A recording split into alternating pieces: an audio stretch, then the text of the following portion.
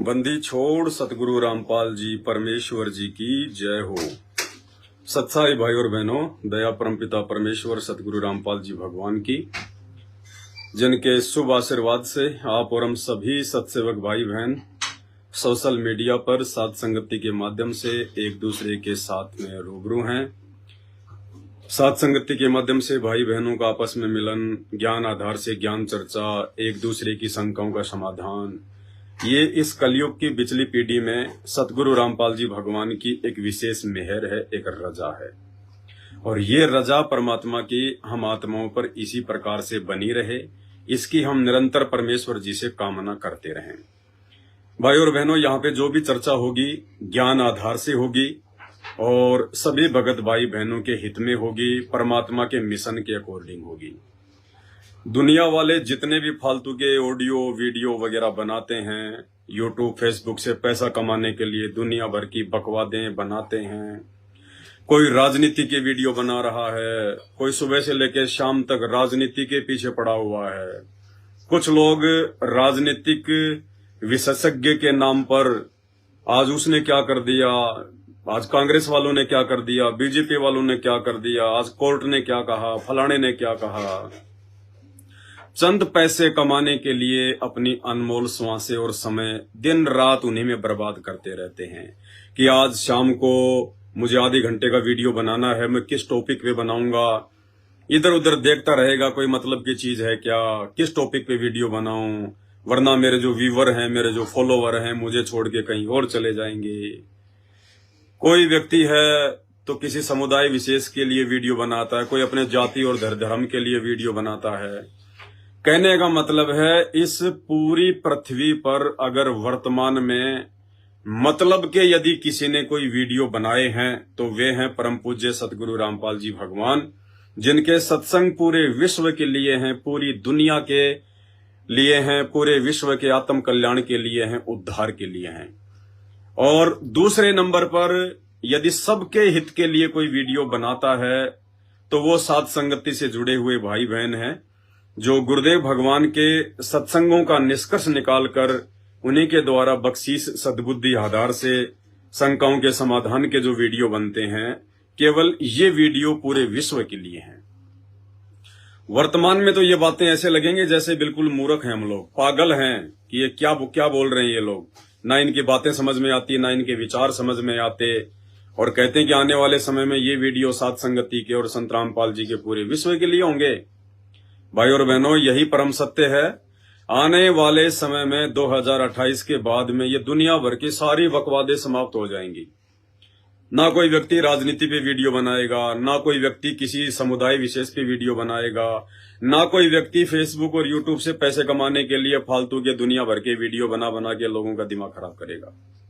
क्योंकि 2028 के बाद में ये क्लियर हो जाएगा कि धरती पर वो कल की भगवान कौन है, वो पूर्ण परमात्मा कौन है, आप और हमें ये मनुष्य योनि क्यों मिली है, हमारा मकसद क्या है, अन्य 84 लाख योनियों से भिन्न भगवान ने ये मनुष्य चोला क्यों दिया है।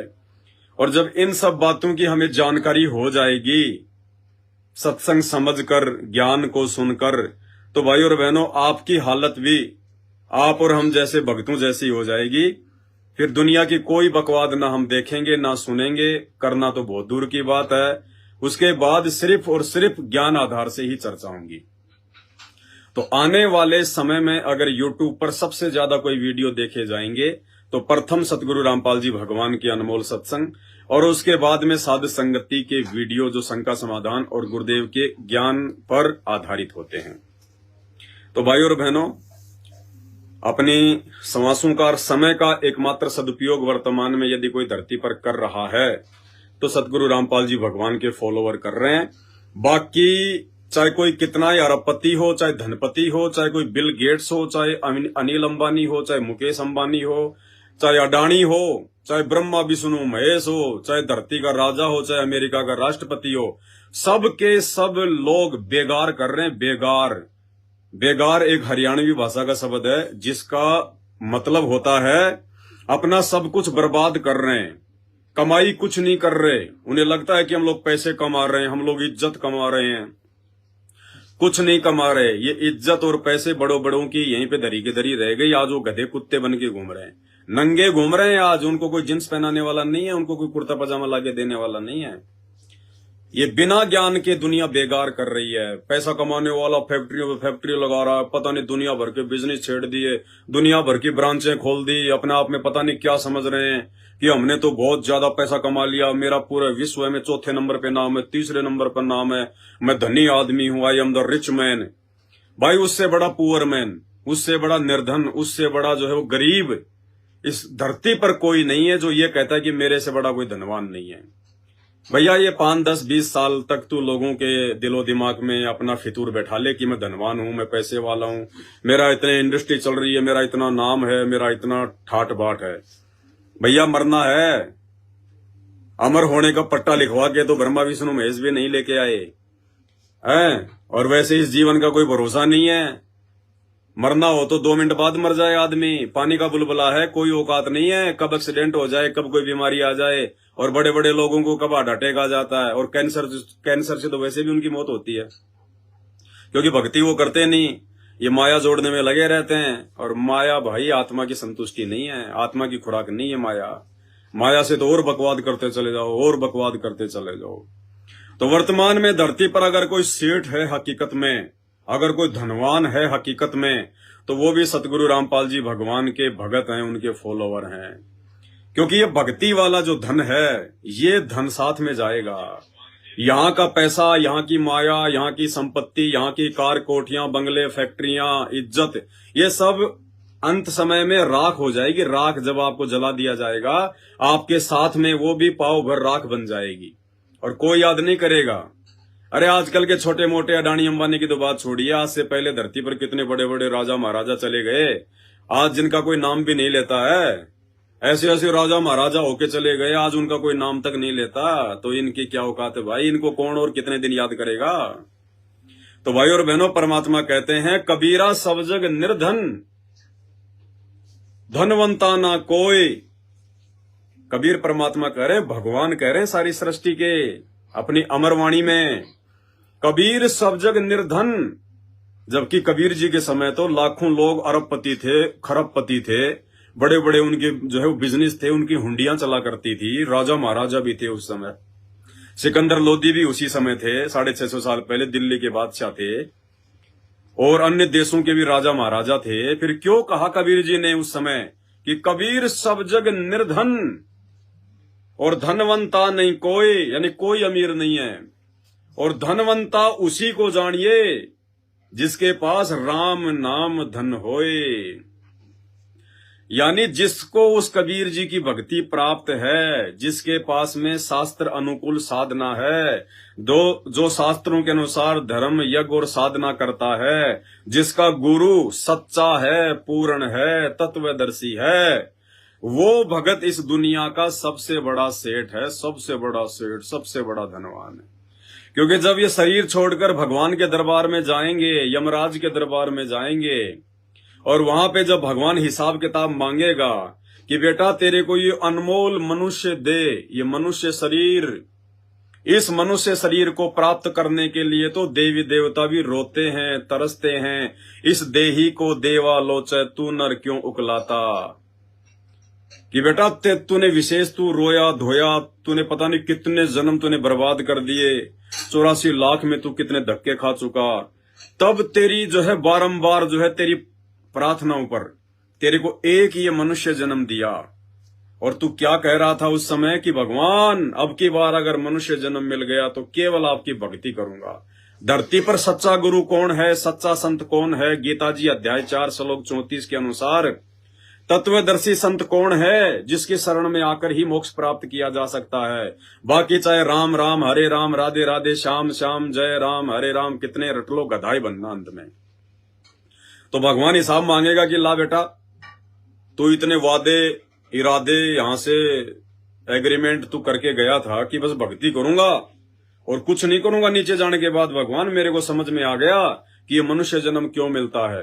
ये 84 लाख योनियों से भिन्न परमात्मा ने इस मनुष्य योनि में ये विशेष दिमाग, सोचने समझने की क्षमता परमेश्वर आपने इंसान को क्यों दी, मुझे समझ में आ गया। तो मैं नीचे जाके सच्चे गुरु की तलाश करके, क्योंकि गुरु बिना भक्ति शुरू नहीं होती, तो मैं तो भक्ति शुरू करूंगा परमात्मा की। अब यहां आने के बाद में भाई साहब जैसे माँ के पेट से बाहर निकलता है, कुछ ध्यान रहता है उसको, क्योंकि वो आत्मा रूप में होता है, और जैसे ही माँ के पेट से बाहर निकलता है वो सब कुछ भूल जाता है, सब कुछ उसको भुला दिया जाता है माया के द्वारा।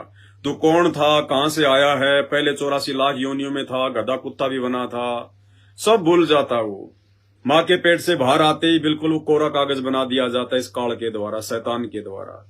इंसान को नए सिरे से उसको सब कुछ उसको समझाया जाता है, उसको पढ़ाया जाता है। भले वो पिछले जन्म में मुकेश अंबानी था, बहुत बड़ा कोई धनवान था, देश का राजा था, लेकिन जैसे उसका वो शरीर छूटा और दूसरी योनि में जब वो जाता है किसी माँ के जो है वो गर्भ से, जैसे वो जन्म लेके बाहर आता है, तो नए तरीके से उसको सारी पढ़ाई पढ़ाई जाती है। पिछले जन्म में चाहे उसने एमए कर रखी थी, बीए कर रखी थी, उसको कुछ ध्यान नहीं, एबीसीडी भी नहीं आती उसको, नए सिरे से उसको पढ़ाया जाता है। ये तेरी माँ, ये तेरा चाचा, ये तेरा काका, ये तेरा ताऊ, ये तेरा फूफा, ये धंधा ऐसे करना, ये काम ऐसे करना है, उस गांव का रास्ता उधर से जाएगा, उधर से जाएगा, स्कूल का रास्ता ये है, काम करेगा ढंग से, अगर होमवर्क नहीं करेगा तो टीचर पीटेगा, घर का काम नहीं करेगा तो माँ बाप पीटेंगे।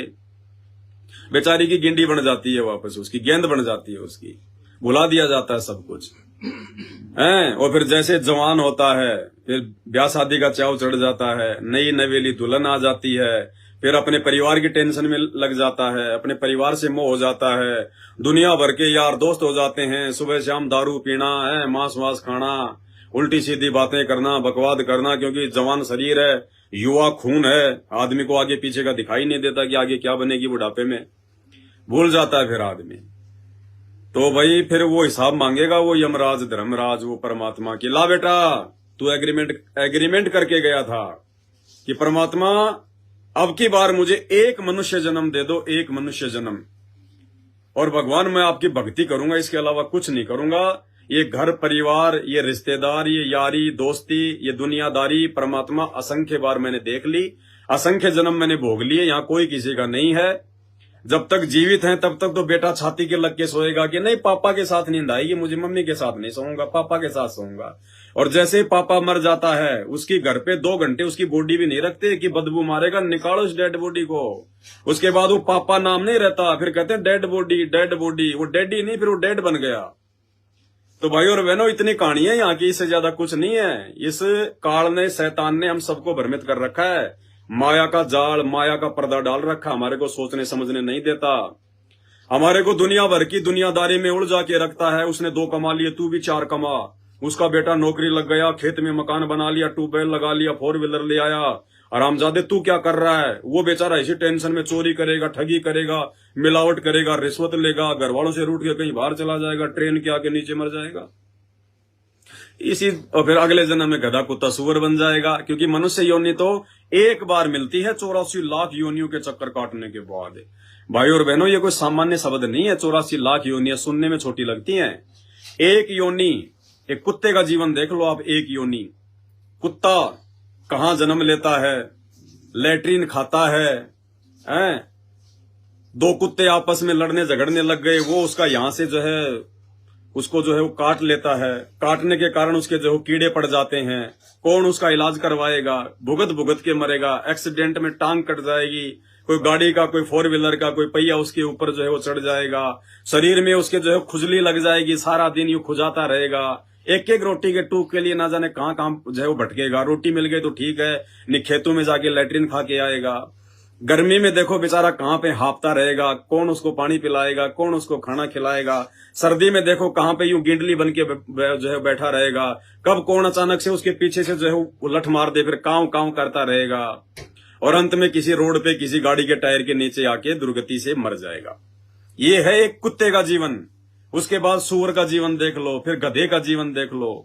भाई और बहनों, इस प्रकार से 84 लाख योनियों में असहनीय कष्ट भोगते भोगते, और आत्मा तो परमात्मा की है, वो शरीर हमें अलग अलग मिलते हैं, लेकिन आत्मा में तो चेतना होती है, वो रोता ही है। वो उन दुखों को देख के रोता है। आप और हम तो मकान में एसी लगा के या हीटर लगा के रजाई ओढ़ के सो जाते हैं, और रात में बाहर जो कुत्ता जो सर्दी में बाहर बैठा हुआ है, जो बेचारा ठंड में ठिठुर रहा है, वो फिर रात के 12-1 बजे वो क्या करेगा, रोएगा वो ऊपर मुंह करके। कुत्ता रोता है ना, अब रो कौन रहा है? वो शरीर नहीं रो रहा, वो शरीर के अंदर जो आत्मा है, जिसको भगवान ने बहुत मौके दिए मनुष्य शरीर देके कि बेटा भक्ति कर लेना, भक्ति कर लेना। अगर कोई भक्ति की बातें बतावे तो उन पे विचार करना, बिना सोचे समझे तो कमेंट्स में गाली वाली मत निकालना, उल्टा सीधा मत बोलना। सामने वाले को कोई मजा नहीं आता किसी को समझाने में। किसके पास इतना समय है जो लोगों को समझाएगा? और अगर कोई समझा रहा है बेटा तो उनकी बातों पे विचार करना, उसकी बातों को गहनता से सुनना। वो किसके सत्संग सुनने के लिए तुम्हें बोलेगा? उस महापुरुष के सत्संग सुनना है। फालतू में किसी के साथ में राग द्वेष ईर्ष्या मत करना।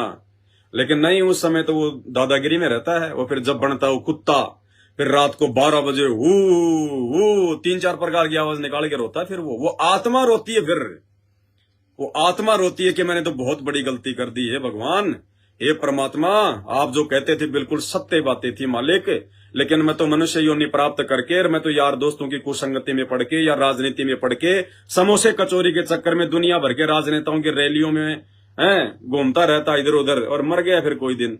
और अब ये गधा कुत्ता सुअर बन के अभी ऐसे नहीं कष्ट भोगने पड़ रहे हैं। फिर वो हिसाब किताब मांगेगा पूरा धर्मराज। अब उस समय कह देगा, ला भाई क्या लाया तू नीचे से, तेरे को मनुष्य योनि दी थी ना, बोला मैं भक्ति करूंगा, भक्ति करूंगा, पूर्ण संत की मैं तलाश करूंगा। ला भाई तू कितनी की भक्ति लेके आया है? ये श्वासें तेरे को गिन के दिए बेटा, गिन के। श्वास उस श्वास में नाम जपो, व्यर्थ श्वास मत खोए, ना बेरा इस श्वास का फिर आवन हो के ना होए। मनुष्य योनि में हमें जो श्वासें मिलती है वो काउंट करके मिलती हैं। किसी को 20 करोड़, किसी को 1 करोड़, तो किसी को 5 लाख, तो किसी को जो है 10 लाख, तो किसी को 5 ही मिलती हैं। यानी जब ये श्वासें समाप्त हो जाएंगी जो भगवान ने हमें दी हैं, उसी दिन हमारी मौत हो जाएगी। चाहे हम राष्ट्रपति के पद पे बैठे हैं, चाहे हम किसी ऑफिस में बैठे हैं, चाहे गाड़ी चलाते चलाते दौरा आ गया वहां मर गए, वो कोई लेना देना नहीं है उसको। जैसे मोबाइल का रिचार्ज आपने 100 रुपए का करवा लिया बात करने के लिए, और जैसे ही उसके 100 रुपए समाप्त हो गए, भले आप राष्ट्रपति से बात कर रहे हो, ऑटोमेटिक मोबाइल कटेगा। मोबाइल ये नहीं देखेगा कि ये तो देश के राष्ट्रपति से बात कर रहा है, 5-10 मिनट और बढ़ा दूं समय। नहीं, जितना रिचार्ज है वो उतनी बात करवाएगा। चाहे किसी भिखारी से बात करो, चाहे किसी राष्ट्रपति से बात करो। इसी प्रकार उस परमेश्वर ने हमें जो गिन के ये श्वासें दी हैं, ये उतनी ही चलेंगी जितनी दी गई हैं। भले आप इनसे चाहे बकवाद कर लो, चाहे भक्ति करके अपना आत्म कल्याण करवा लो। तो भाई और बहनों, दास की विनती है, दास की प्रार्थना है, हम संत रामपाल जी भगवान के जितने भी भगत हैं, हमारी बातें हो सकता है वर्तमान में आपको थोड़ी सी अटपटी लग रही हैं, क्योंकि आप लोग सांसारिक जीवन में ज्यादा जी रहे हो, भौतिक जीवन में ज्यादा जी रहे हो। अभी आपको किसी महापुरुष के सत्संग सुनने को नहीं मिले, ना आपके परिवार में कोई ऐसा व्यक्ति है जो आपको सत्संग की बातें बता सके। आपको आपके परिवार में, रिश्तेदारी में जो भी मिला वो यही मिला कि बेटा कमा ले, कमा ले, कमा ले, पढ़ ले, बड़ा अधिकारी बन जा, उसके बाद ले लेके रिश्वत लोगों को ठग के, मिलावट करके, डरा के, धमका के मकान बना ले, ट्यूबवेल बना ले, 4 बीघा जमीन ले ले, शहर में मकान बना ले, और फिर जितने कुकर्म करके, लोगों को डरा के, धमका के, आत्मा दुखी करके, जितना तुमने पैसा कमाया, और ये सोच के कि मैं आराम से रहूंगा, मेरा बेटा आराम से रहेगा, शहर में मेरा 1 प्लाट है, 2 प्लाट मेरे खाली पड़े हैं, मुसीबत आई तो उनको बेच दूंगा। और जितने तूने कुकर्म किए थे भाई, वो सजा भी तो भोगनी पड़ेगी। मकान तो बना लिए, बैंक बैलेंस तो बना लिया, लेकिन वो सजा भोगने का समय आएगा जब कोई बाप दादा नहीं भोगेगा, पड़ोसी नहीं भोगेगा। और फिर हो गया कैंसर, फिर हो गई एड्स, फिर हो गया एक्सीडेंट, फिर हो गई कोई भयंकर बीमारी, कोई दमा की बीमारी, कोई सांस की बीमारी, कोई अंग भंग हो गया, आंख फूट गई और कुछ हो गया। फिर वो कर्म भी भोगने पड़ेंगे। वो कर्म तो जीते जी, और मरने के बाद में जितनी आत्माएं आपने दुखाई हैं, वो फिर धर्मराज के दरबार में उनका अकाउंट अलग है। नरक भोगना पड़ेगा और फिर 84 लाख योनियों में जाना पड़ेगा। तो भाई और बहनों, ये बहुत आगे की बातें हैं। ये बातें हमें भी बहुत समय लगा है समझने में। सतगुरु रामपाल जी भगवान के सानिध्य में आकर, उनकी शरण में आकर, 1 साल, 2 साल, 3 साल, 4 साल हमने सत्संगों को सुना। दिन में 2-2 घंटे, 3-3 घंटे, रात को सोते समय खाना खा लिया, बाहर घूमने के बजाय, या घूम रहे हैं तो मोबाइल में अपना ईयरफोन लगा लो, गुरु जी का सत्संग लगा लो। फालतू में यार दोस्तों के साथ में उठ बैठ के समय बर्बाद करने के बजाय आप लोग रोजाना घंटा, आधी घंटा संत रामपाल जी के सत्संग सुनना शुरू करो। खाना खाते ही बेड पे जाती नींद नहीं आ जाती है। 1 घंटे तो आदमी फालतू मोबाइल में बकवादे देखेगा, दुनिया भर की राजनीति देखेगा। अरे उसको थोड़ा सा डाउन करो, आधी घंटा देखो राजनीति दुनियादारी की, आधी घंटा संत रामपाल जी के सत्संग सुनना शुरू करो। ये समय बार बार नहीं मिलेगा। भगवान धरती पे आया हुआ है और भगवान आएगा तो कोई पूंछ लगा के नहीं आएगा, भगवान कोई सींग लगा के नहीं आएगा। हम राम और श्री कृष्ण को भगवान मानते हैं, बताओ कोई सींग लगे हुए थे उनके पीछे, कोई पूंछ लगी हुई थी उनके, या कोई सूंड लगा हुआ था उनके जो विशेष पहचान थी कि भगवान ऐसा होता है? वो भी तो एक इंसान रूप में आए थे, वो भी एक परिवार में आए थे, उनके भी माता पिता थे, बाल बच्चे थे, उनकी भी शादी हुई थी, वो भी ऐसे ही आचार विचार और जो है मतलब व्यवहार किया करते थे। तो आज जब धरती पर भगवान आएगा, उनसे भी जो बड़ा बड़ा भगवान आएगा, सबसे बड़ा भगवान आएगा, तो भाइयों को सींग लगा के नहीं आएगा, पूंछ लगा के नहीं आएगा। उनको भी हमने उनके विचारों से पहचानना पड़ेगा, जानना पड़ेगा। आज धरती पर जितने भी इंसान हैं, चाहे कोई राम की पूजा करो, चाहे कृष्ण की करो, चाहे कोई अल्लाह की पूजा करो, ना मुसलमान वर्तमान में धरती पर जितने भी मुसलमान हैं, ना कोई मुसलमान उस अल्लाह से मिल के आया, ना वर्तमान का मुसलमान हजरत मोहम्मद से जो है वो मिलकर आया, ना वर्तमान का हिंदू राम से मिल के आया, ना श्री कृष्ण से मिल के आया है, और ना भाई कोई जन्नत में जाके आया मुसलमान की कि भाई कोई जन्नत भी है या नहीं है, और ना कोई हिंदू जो है वो स्वर्ग में जाके आया। फिर भी सबको पता है कि स्वर्ग है, मतलब स्वर्ग भी है। तो हमने ये जाना कैसे? एक दूसरे से सुन के, माँ बाप से सुन के, दादा परदादाओं से सुन के। तो भाई इसी प्रकार इन सबसे बड़ा भी एक भगवान है। उस भगवान की पूजा ये राम कृष्ण ब्रह्मा विष्णु महेश 33 करोड़ देवी देवता पीर पैगंबर कुतुब ओलिया सुर नर मुनिजन ज्ञानी सब करते हैं। उस भगवान की जानकारी स्वयं वो भगवान धरती पर मानव रूप में प्रकट होकर, संत रामपाल जी के रूप में धरती पर प्रकट होकर स्वयं ही जानकारी दे रहा है। अब यदि वो स्वयं को ये कह दे कि मैं भगवान हूं, मैं रामपाल दास, मैं परमात्मा हूं, मैं सबका बाप हूं, मैं सबका भगवान हूं, तो भाई ये इंसानों में इतनी बुद्धि नहीं है कि वो उनको भगवान स्वीकार कर लें, क्योंकि इंसान मानेगा ही नहीं। उसने कभी देखा ही नहीं कि भगवान है, भगवान ऐसा भी होता है क्या, हमारे जैसा ही होता है क्या भगवान? हमारे को तो नकली धर्मगुरुओं ने एक ही जो है पट्टी पढ़ा रखी है। मुसलमानों के धर्मगुरुओं ने तो ये पढ़ा रखा कि भगवान बेजून होता है, बेचून होता है, दिखाई नहीं देता। हिंदुओं के धर्मगुरुओं ने एक ही पट्टी पढ़ा रखी है कि भगवान निराकार है, निराकार है, दिखाई नहीं देता। अरे जब मुसलमानों तुमने अल्लाह को देखा ही नहीं, और हिंदुओं जब तुमने भगवान को देखा ही नहीं, तो ये क्यों कह रहे हो कि भगवान है? जो चीज तुमने देखी ही नहीं, फिर तुम कैसे कह सकते हो कि भगवान है? लेकिन भगवान है, उसकी जानकारी हमारे धर्म ग्रंथ देते हैं, हमारे शास्त्र देते हैं। ये गीता जी, 4 वेद, 18 पुराण, 6 शास्त्र, मुसलमानों की 4 किताबें, तौरेत, जबूर, इंजिल, और ये कुरान मजीद, ये कुरान शरीफ, और दुनिया भर की ये मतलब हदीसें, ये क्यों बनाई? ये किसने बनाई? ये मनोरंजन के लिए नहीं बनाई। इनमें अल्लाह की जानकारी है, भगवान की जानकारी है वो एक ही। मुसलमान उसको अल्लाह कह देंगे, हिंदू उसको भगवान कह देंगे, अंग्रेजी में उसको गॉड कह देंगे। अब एक बात बताओ, आप अमेरिका में जाओगे, अब अमेरिका में कोई हिंदी जानता नहीं है, उन्होंने भगवान का नाम रख लिया गॉड। अब हिंदुस्तान में लोग अंग्रेजी नहीं जानते, उन्होंने भगवान का नाम रख लिया जो है मतलब जो है वो भगवान। मुसलमानों ने अपने उर्दू के हिसाब से रख लिया उसका नाम अल्लाह। अगर अमेरिका वाले भी अगर हिंदी जानते और दूसरे देशों वाले भी सभी लोग अगर हिंदी जानते, तो भगवान का नाम अल्लाह या गॉड या खुदा रखने की जरूरत नहीं पड़ती। सब हिंदी जानते तो सभी उसको परमात्मा कहते। या सभी लोग अगर उर्दू जानते पूरे विश्व में, तो कोई उसको परमात्मा नहीं कहता, उसको कोई भी जो है वो ईश्वर नहीं कहता, सब उसको अल्लाह के नाम से जानते। वो एक ही है, एक ही है वो। और कबीर परमात्मा ने अपनी वाणियों के माध्यम से हम सबका भ्रम निवारण किया है। कोई कहे मारो राम बड़ो है, हिंदू कहते हैं कि हमारा राम बड़ा है। कोई कहे खुदाई रे, मुसलमान कहता है हमारा खुदा बड़ा है। ईसा कहे ईसा मसीह बड़ा है, ये बांटा रहे लगाई रे। बांट लिया हमने आपस में अपने बाप को, वो हमारा बाप है सबका, चाहे उसको अल्लाह कह दो, चाहे भगवान कह दो। अरे अगर मुसलमानों का अगर अल्लाह अगर अलग है, तो मुसलमान भी फिर अलग ही होने चाहिए थे, उसके अल्लाह के जैसे होने चाहिए थे फिर मुसलमान।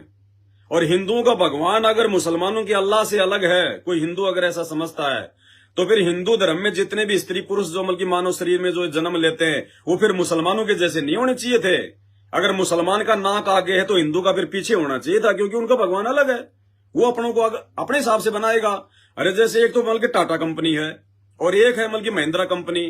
अब दोनों का मॉडल सेम नहीं होता। महिंद्रा ने अगर स्कॉर्पियो बना दी तो टाटा स्कॉर्पियो नहीं बनाएगा सेम टू सेम, टाटा फिर टाटा सफारी बनाएगा। तो इसी प्रकार अगर मुसलमानों का अल्लाह कोई अलग है तो मुसलमानों का नाक पीछे होना चाहिए था, मुसलमानों का मुंह जो है वो पेट में होना चाहिए था, और हिंदुओं का भगवान अलग है तो उसकी डिजाइन अलग होनी चाहिए थी हमारी। तो भाई और बहनों, ये हमारी खाली दिमाग की थोती कल्पनाएं हैं। हमारे धर्मगुरुओं को अपने अपने शास्त्रों का ज्ञान नहीं था बिल्कुल भी। मुसलमानों के धर्मगुरुओं को मुसलमानों की कुरान शरीफ का एबीसीडी भी नहीं पता, एबीसीडी भी। भले वो कितना भौंके, कितना माइक लगा लगा के चिल्लाए, वो बंक मारे, रोजा करें, नमाज पढ़ें, लेकिन उनको कुरान शरीफ का, कुरान मजीद का, तौरेत, जबूर, इंजिल, हदीसों का ज्ञान नहीं है। अगर ज्ञान होता तो सूरत फुरकान 25 आयत नंबर 52 से 58 में साफ साफ लिखा हुआ है, कुरान का ज्ञान देने वाला अल्लाह कह रहा कि ए हजरत मोहम्मद, अगर तुझे उस पूर्ण अल्लाह की जानकारी चाहिए जिसने 6 दिन में सृष्टि रची और 7वें दिन वो तख्त पे जा बिराजा, अगर उस अल्लाह की तुझे जानकारी चाहिए तो किसी बाखबर से जाकर पूछ। यानी कुरान का ज्ञान देने वाला अल्लाह ऊपर हाथ खड़े कर रहा है कि मुझे नहीं पता जिसने 6 दिन में सृष्टि रची और 7वें दिन वो तख्त पे जा बैठा, जो पूरी कायनात का मालिक है, वो कौन है। अगर तुझे उसकी जानकारी चाहिए कि अल्लाह कौन है तो सूरत फुरकान 25 आयत नंबर 52 से 58 में उसने स्पष्ट कह दिया कि किसी बाखबर से जा पूछ, इल्म वाले से जा पूछ। अब बाखबर मुसलमान धर्म में उसको कहते हैं जो तत्वदर्शी संत होता है, जो सारे शास्त्रों को जानता है, पूरे अध्यात्म को जानता है। और गीता जी अध्याय 4 श्लोक नंबर 34 में गीता का ज्ञान देने वाला वही अल्लाह, वही शैतान, वही काल, इसने भ्रमित कर रखा, बांट रखा इसने अलग अलग। मुसलमानों की कुरान का ज्ञान भी उसी शैतान ने दिया है, हिंदुओं की गीता का ज्ञान भी उसी काल ने बोला है, श्री कृष्ण के अंदर जो है वो प्रवेश करके। और गीता अध्याय 4 श्लोक नंबर 34 में कह रहा है कि अर्जुन, अगर तुझे पूर्ण मोक्ष की प्राप्ति चाहिए, अगर तुझे जन्नत में जाना है, वो सनातन, वो परम धाम, गीता अध्याय 18 श्लोक नंबर 62 में कह रहा है कि वो शाश्वत स्थान, वो परम धाम जहां जाने के बाद जीव की कभी मृत्यु नहीं होती, जीव कभी भी जीवन चक्र में नहीं आता, जन्म मरण में नहीं आता, गधा कुत्ता सुअर नहीं बनता। अगर तुझे उस परम धाम की जानकारी चाहिए तो गीता जी अध्याय 4 श्लोक नंबर 34 में कह रहा है वो गीता का ज्ञान देने वाला शैतान अर्जुन को श्री कृष्ण जी की बॉडी के अंदर भूत की तरह प्रवेश करके गीता अध्याय 4 श्लोक 34 में कि उसकी जानकारी के लिए जो जन्म और मरण को सदा सदा के लिए मिटा दे, जो सदा सदा के लिए तुझे वो सतलोक में भेज दे, वो परम धाम में भेज दे। परम धाम यानी तेरे स्वर्ग महास्वर्ग से ऊपर का जो धाम है, जो परम सबसे बड़ा धाम, सबसे ऊपर का धाम, कहते हैं उसकी जानकारी किसी तत्वदर्शी संत के पास जाकर पूछ, उसको दंडवत प्रणाम कर, उसको प्रसन्न कर और प्यार प्रेम से छल कपट को त्याग कर, फिर उससे प्रेम पूर्वक सवाल कर, फिर वो तत्वदर्शी संत तुझे जो तत्व ज्ञान का उपदेश देगा। तो भाई और बहनों, मुसलमानों का अल्लाह कुरान शरीफ में जिस बाखबर की ओर संकेत कर रहा है कि उस बाखबर से मिले बिना, उस बाखबर के अनुसार भक्ति किए बिना इस धरती के मुसलमान लाखों करोड़ों अरबों जन्म भी जन्नत में नहीं जा सकते। भूत प्रेत बनेंगे जैसे उनके बाबा आदम, बाबा हजरत ईसा मसीह और ये आपके हजरत मोहम्मद भूत बने फिर रहे, भूत बने हुए। जीवनी हजरत मोहम्मद में साफ साफ लिखा हुआ, पढ़ लेना, ये पुस्तक है मुसलमान समाज की, हजरत मोहम्मद की बायोग्राफी, जीवनी हजरत मोहम्मद। उसमें साफ साफ लिखा हुआ है, जब वो जिब्राइल नाम का फरिश्ता हजरत मोहम्मद का गला दबाकर उसको ऊपर ले गया था, तो वहां उसने देखा बाबा आदम बैठा हुआ है, हजरत ईसा बैठा हुआ है, हजरत मूसा बैठा हुआ है, वहीं बैठे सारे, पितृलोक में बैठे, भूत बने हुए हैं सारे, क्योंकि भक्ति साधना किसी की भी सही नहीं थी। तो भाई वो बाखबर आज धरती पर जिसकी शरण में आके मुसलमान अपना मोक्ष करवा सकते हैं, जन्नत प्राप्त कर सकते हैं, आज वो बाखबर धरती पर सतगुरु रामपाल जी भगवान है। और इंदु भाई जिस तत्वदर्शी संत की शरण में आकर अपना मोक्ष करवा सकते हैं, परम धाम सतलोक में जा सकते हैं, वो तत्वदर्शी संत आज धरती पर संत रामपाल जी ही है, और कोई नहीं है। इस बहम में ना रहना मेरे भाइयों। भटकना छोड़ दो, भ्रमणा छोड़ दो। 28 साल से सतगुरु रामपाल जी भगवान चिल्ला चिल्ला के समझा रहे हैं भाई। उसके बाद हमारे जैसे उनके जो कुत्ते हैं वो भी भौंक रहे हैं। हमें क्या स्वार्थ है? ये मोबाइल हमने कोई तुम्हारे लिए लिया क्या है भाई? या ये मोबाइल जब हमने लिया तो तुम लोगों ने जो कि हमारे को पैसे दिए थे क्या? हमारे पास फालतू का समय है क्या? हम यूट्यूब से हमको पैसे कमा रहे हैं क्या? फेसबुक से हमको ये पैसे कमा रहे हैं क्या? हमें हराम की कमाई नहीं चाहिए। संत रामपाल जी के भगत यूट्यूब और फेसबुक की हराम की कमाई को हाथ भी नहीं लगाते। अपनी मेहनत का करके खाते हैं, अपनी मेहनत का करके। हम तो खाली परमार्थ के लिए चिल्ला रहे हैं, थूक बिलो रहे हैं। नहीं तो अगले जन्म में चाहे आप कितने बड़े मुसलमान हो, कितने बड़े 5 टाइम के नमाजी हो, जो कर्म तुम कर रहे हो वर्तमान में, एक तो तुम्हारी जो किताबें हैं, जो आसमानी जो किताबें, उनके खिलाफ तुम ये भक्ति कर रहे हो। दूसरा, इन किताबों के खिलाफ सारे तुम ये कुकर्म कर रहे हो। ये बकरा काटना किसी किताब में नहीं लिखा हुआ। अरे मांस खाना, गोश्त खाना किसी भी कुरान में नहीं लिखा हुआ। हजरत मोहम्मद ने कभी जिंदगी में गोश्त नहीं खाया, और हजरत मोहम्मद के 1,80,000 उनके फॉलोवर थे उस समय, उनके भगत है। उन्होंने भी एक ने भी कभी मांस नहीं खाया। और हजरत मोहम्मद ने भी यही कहा था कि मांस खाना, ब्याज लेना, शराब पीना मुसलमान के लिए हराम है, हराम। और जो चीज मुसलमानों के लिए हराम थी, आज मुसलमान सबसे ज्यादा वही काम कर रहा है। ऐसे ही हिंदू समाज के अंदर बीड़ी, सिगरेट, गुटखा, पान मसाला, तमाकू, शराब, मांस बिल्कुल वर्जित है। अगर कोई छू भी लेता है इनको, वो सीधा नरक में जाएगा, नरक में।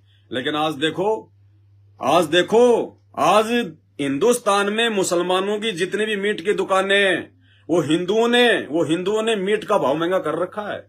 मुसलमानों से ज्यादा हिंदू खाने लग गए। तो भाई और बहनों, आप समझो इन सब बातों को।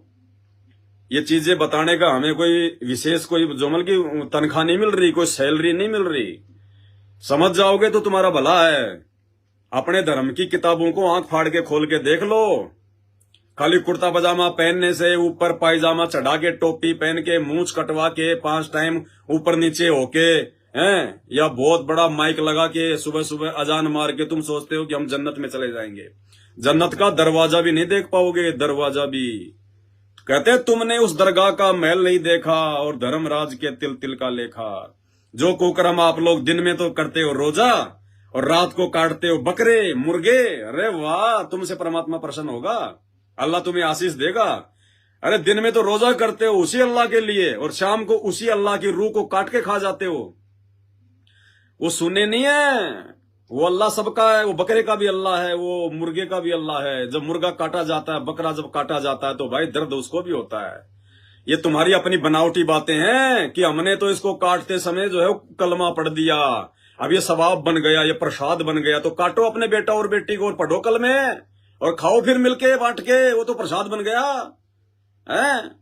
दूसरे के बेटा बेटी काटो, वो तो बन गए प्रसाद। अरे वो बकरा भी तो किसी का बेटा बेटी है, वो मुर्गा भी तो किसी का बेटा बेटी है, वो गाय भी तो किसी की बेटा बेटी है। उनको काटो जब तो पढ़ो कलमा, और बन गया सवाब, खाओ प्रसाद है। और खुद का बेटा बेटी काट के दिखाओ, पढ़ो कलमे है। भैया ये नहीं चलेगा। ऊपर तिल तिल का हिसाब देना पड़ेगा, तिल तिल का हिसाब। इसलिए सभी हिंदू मुस्लिम भाई बहनों से दास की प्रार्थना है, बहुत भयंकर समय आ रहा है, बहुत भयंकर समय। आप लोगों की अभी आंखें बंद हैं। जैसे कुत्ते के बच्चे जब जन्म लेते हैं ना, तो सप्ताह भर तक उनकी आंखें नहीं खुलती। उनको चाहे सूरी का दूध पिला दो, चाहे उनको कुतिया का दूध पिला दो, अपनी मां समझ के पी लेंगे। लेकिन जब उनकी आंखें खुलेगी तब पता चलेगा कि सूरी कहाँ है, कुत्ती कहाँ है।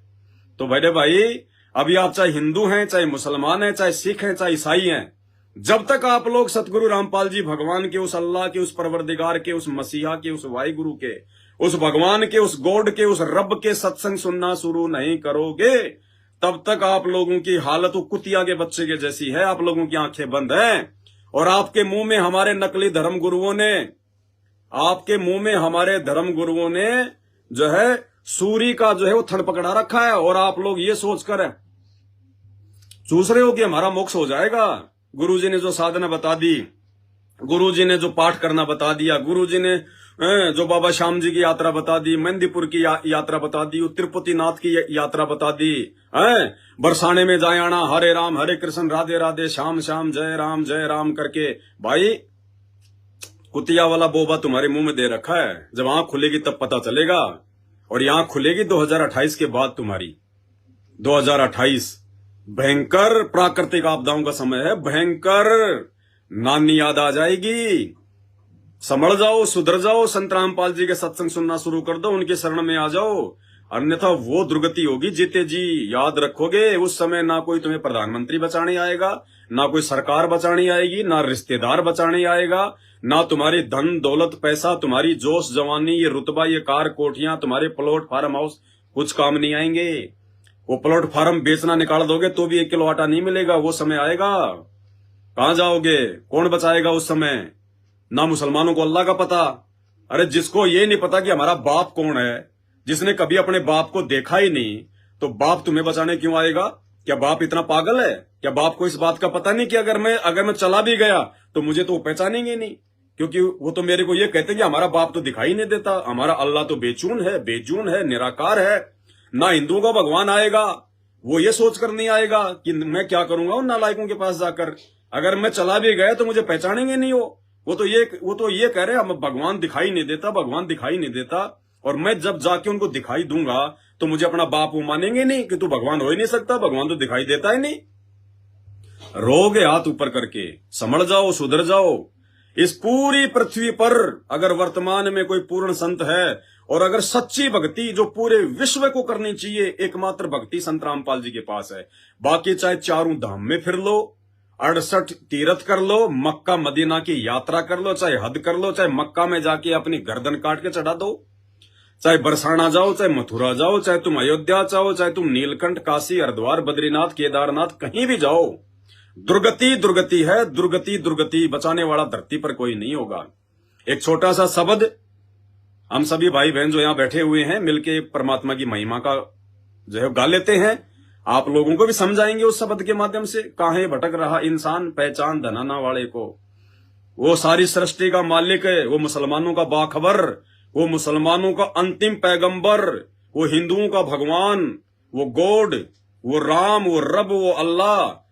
भारतवर्ष की पावन भूमि हरियाणा के गांव धनाना में 8 सितंबर 1951 को संत रामपाल जी के रूप में प्रकट हो चुका है। अब भगवान आएगा तो सींग लगा के नहीं आएगा, फुदक के नहीं बताएगा कि I am God, I am God, I am Allah है। अपना ज्ञान देगा, उसके ज्ञान से ही पहचान होगी कि हाँ ये भगवान है या क्या है। और उसकी शरण में आके देखो, फिर उसकी शरण में आके देखो, लाभ उठा के देखो, फायदा उठा के देखो। जो लोग हॉस्पिटलों में, जो लोग बल्कि सड़ रहे हैं, कैंसर के रोगी दुखी हो रहे हैं, सड़ रहे हैं, अरे एक बार संत रामपाल जी के सत्संग सुनो अपने मोबाइल में, जिसमें सारा दिन तुम रिश्तेदारों से बात करते हो, हाय मर गया, इतने पैसे बर्बाद हो गए, हाय कोई फायदा को नहीं। अरे कुछ नहीं, फ्री का इलाज, मुफ्त का इलाज, कैंसर क्या का चाहे कैंसर का चाहे परदादा क्यों ना हो, अरे संत रामपाल जी के सत्संग सुनो और उनकी शरण में आ जाओ। कैंसर क्या, कैंसर का बाप भी रफू चक्कर हो जाएगा। रफू चक्कर उसको कहते हैं अल्लाह, उसको कहते हैं भगवान।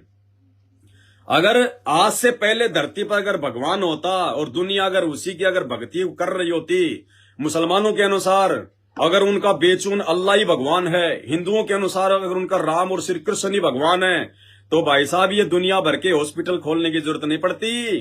दुनिया भर के हिंदू, दुनिया भर के मुसलमान हॉस्पिटलों में सड़ रहे हैं। क्यों? भक्ति तो सभी कर रहे हैं, हर हिंदू के घर में भक्ति हो रही है, हर मुसलमान के घर में जो है इबादत हो रही है, फिर क्यों हॉस्पिटलों में जा जाके सड़ रहे हो? अरे फिर भक्ति कौन से दिन काम आएगी? अगर भक्ति करते करते भी आदमी को अगर बीमार होना पड़ेगा, भयंकर बीमारी से तड़पना पड़ेगा, एक्सीडेंट में उसकी मौत हो रही है, उसका अंग भंग हो रहा है, घर में यदि उसके निर्धनता आ रही है, आंखों के सामने बेटा बेटी मर रहे हैं, काम धंधे फैल हो रहे हैं, तो वो अल्लाह नकली है जिसकी तुम पूजा कर रहे हो, वो भगवान नकली है जिसकी तुम पूजा कर रहे हो, वो असल में भगवान नहीं है। अगर भगवान की शरण में आने के बाद क्या सुख होता है अगर देखना है तो भाई संत रामपाल जी के भक्तों से मिलकर देख लो एक बार। तुम्हारे आसपास होंगे, ऐसी बात नहीं है, अब तो गली गली में फैल गए परमात्मा के बच्चे। एक बार मिलकर देख लो उनसे, जो सही भक्ति कर रहा होगा, संत रामपाल जी के जो बताए अनुसार भक्ति कर रहा होगा, उनके नियम और मर्यादाओं में रह के जो भक्ति कर रहा होगा, देखो नियम तोड़ के तो चाहे संत रामपाल जी की गोद में जाके बैठ जाओ, वहां से भी शैतान चोटी पकड़ के लेके जाएगा। उसके साथ भी वही होगा जो आम व्यक्ति के साथ में हो रहा है, एक्सीडेंट वगैरह, बीमारी वगैरह। लेकिन भैया भगवान आएगा तो अपनी कुछ मर्यादा बताएगा, कुछ अपने नियम बताएगा। जिस प्रकार हॉस्पिटल में जाते हैं, भयंकर रोग होता है, डॉक्टर से मिलते हैं, डॉक्टर इलाज करता है, उसके बाद डॉक्टर हमारे को कुछ नियम बताता है, वो परहेज बताता है। परहेज निभाएगा उसी को लाभ मिलेगा, नहीं तो बाकी रोगियों की तरह चिल्लाएगा, रोएगा। तो ये स्थिति आध्यात्मिक मार्ग की है भाई। आप और हमें जन्म और मरण का रोग लगा हुआ है, 84 लाख योनियों में सैन्य कष्ट भोगने का रोग लगा हुआ है। संत रामपाल जी आध्यात्मिकता के डॉक्टर हैं, सबसे बड़े डॉक्टर हैं, सबसे बड़े सर्जन हैं, इनसे बड़ा कोई नहीं है पूरी सृष्टि में। और भाई उस डॉक्टर की जब आप शरण में आ जाओगे और वो जो भक्ति आपको बताएंगे, जो नियम आपको बताएंगे, अगर उसके अनुसार आप साधना करोगे, क्या औकात है उस कैंसर की, क्या औकात है उस लाइलाज बीमारी की, जो उस भगत के आस पास भी फटक जाए। और देखना नित नए सुख, नित नए सुख।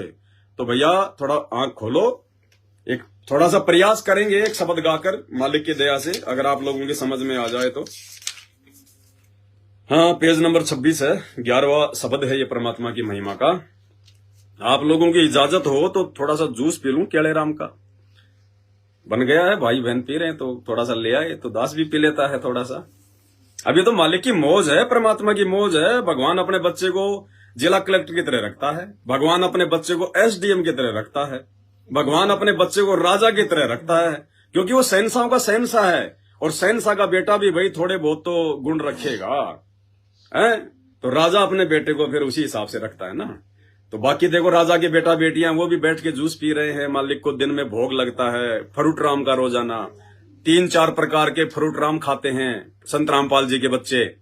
सुबह शाम 2 टाइम हलवा बनता है उनके घरों में, सबसे पहले अपने गुरु भगवान को भोग लगाते हैं। अरे ये हलवा तो देश के प्रधानमंत्री, राष्ट्रपति और अनिल अंबानी को भी नसीब में नहीं है। हालांकि वो खा सकते हैं बना के, दिन में 5 बार भी खा सकते हैं बना के, लेकिन वो भोग की आरती के साथ भोग लगाकर वो प्रसाद बनाकर खाने का सौभाग्य उनका नहीं है, जो सौभाग्य सदगुरु रामपाल जी भगवान के भक्तों को प्राप्त है। और यही हमारी खुराक है। इसी खुराक के कारण दुनिया हॉस्पिटलों में सड़ेगी, लेकिन संत रामपाल जी के भगत नहीं सड़ेंगे, क्योंकि हम दुनिया का मैल नहीं खा रहे। गीता जी में कहा गया है कि जो व्यक्ति पूर्ण परमात्मा को भोग लगाए बिना अन्न खाता है वो तो पाप खा रहा है। अब इस धरती पर केवल संत रामपाल जी के भगत हैं, और संत रामपाल जी के भी भगत वो जो केवल साध संगति से जुड़े हुए हैं, केवल वो ही भोग लगाते हैं अपने गुरुदेव भगवान को। बाकी पूरी दुनिया और संत रामपाल जी के 90% भगत जो साध संगति से नहीं जुड़े हुए, वो अभी तक पाप का अन्न खा रहे हैं, पाप का अन्न। जो व्यक्ति संत रामपाल जी को विधिवत भोग की आरती के साथ भोग लगा के अन्न पानी जल ग्रहण नहीं करता, वो तो गंध खा रहा है, मैल खा रहा है, पाप खा रहा है, एक तरीके से मांस खा रहा है। मांस, वो पानी नहीं पी रहा, वो शराब पी रहा है, वो भोजन नहीं खा रहा, वो मांस खा रहा है, वो गंध खा रहा है। ये भगवान का विधान है। हम हिंदुओं की सबसे बड़ी गलती तो यही है कि हम लोग अपने शास्त्रों को नहीं पढ़ते। पंडितों ने जैसा बता दिया आंख बंद करके विश्वास कर लिया, भाई उससे बात नहीं बनेगी।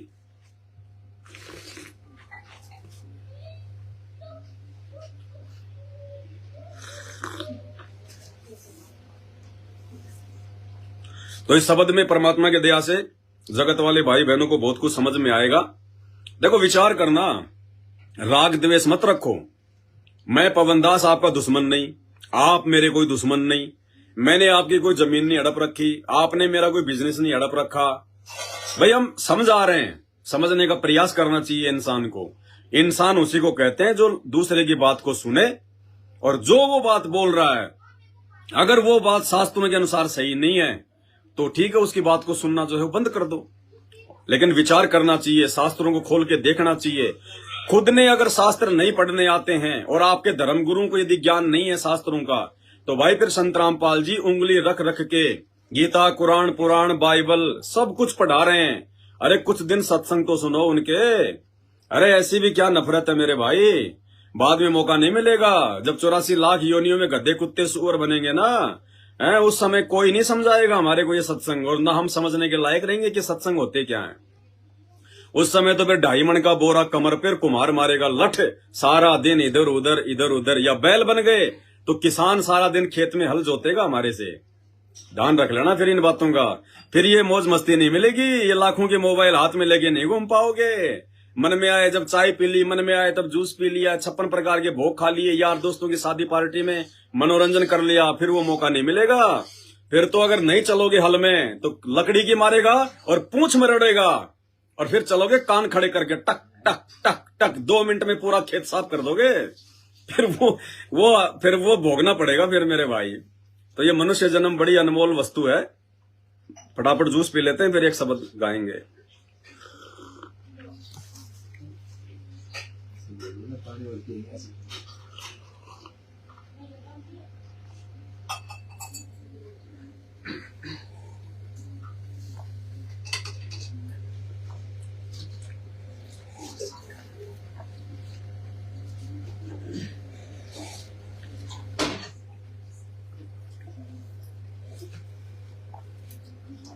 थोड़ा डालना चल रहा।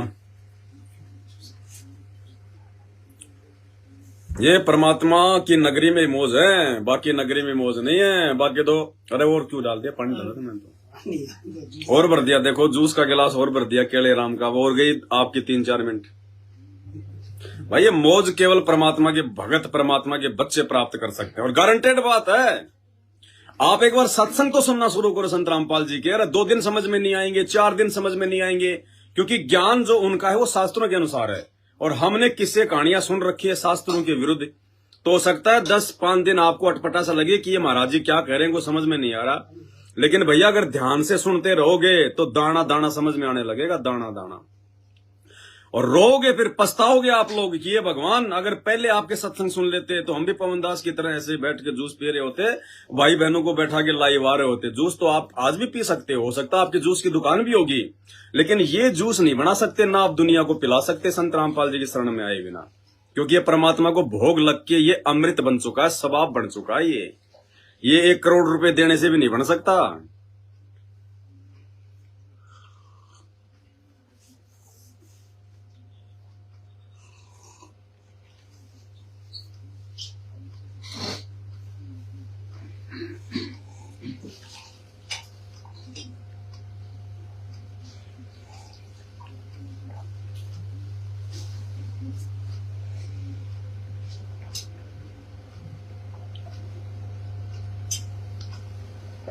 बस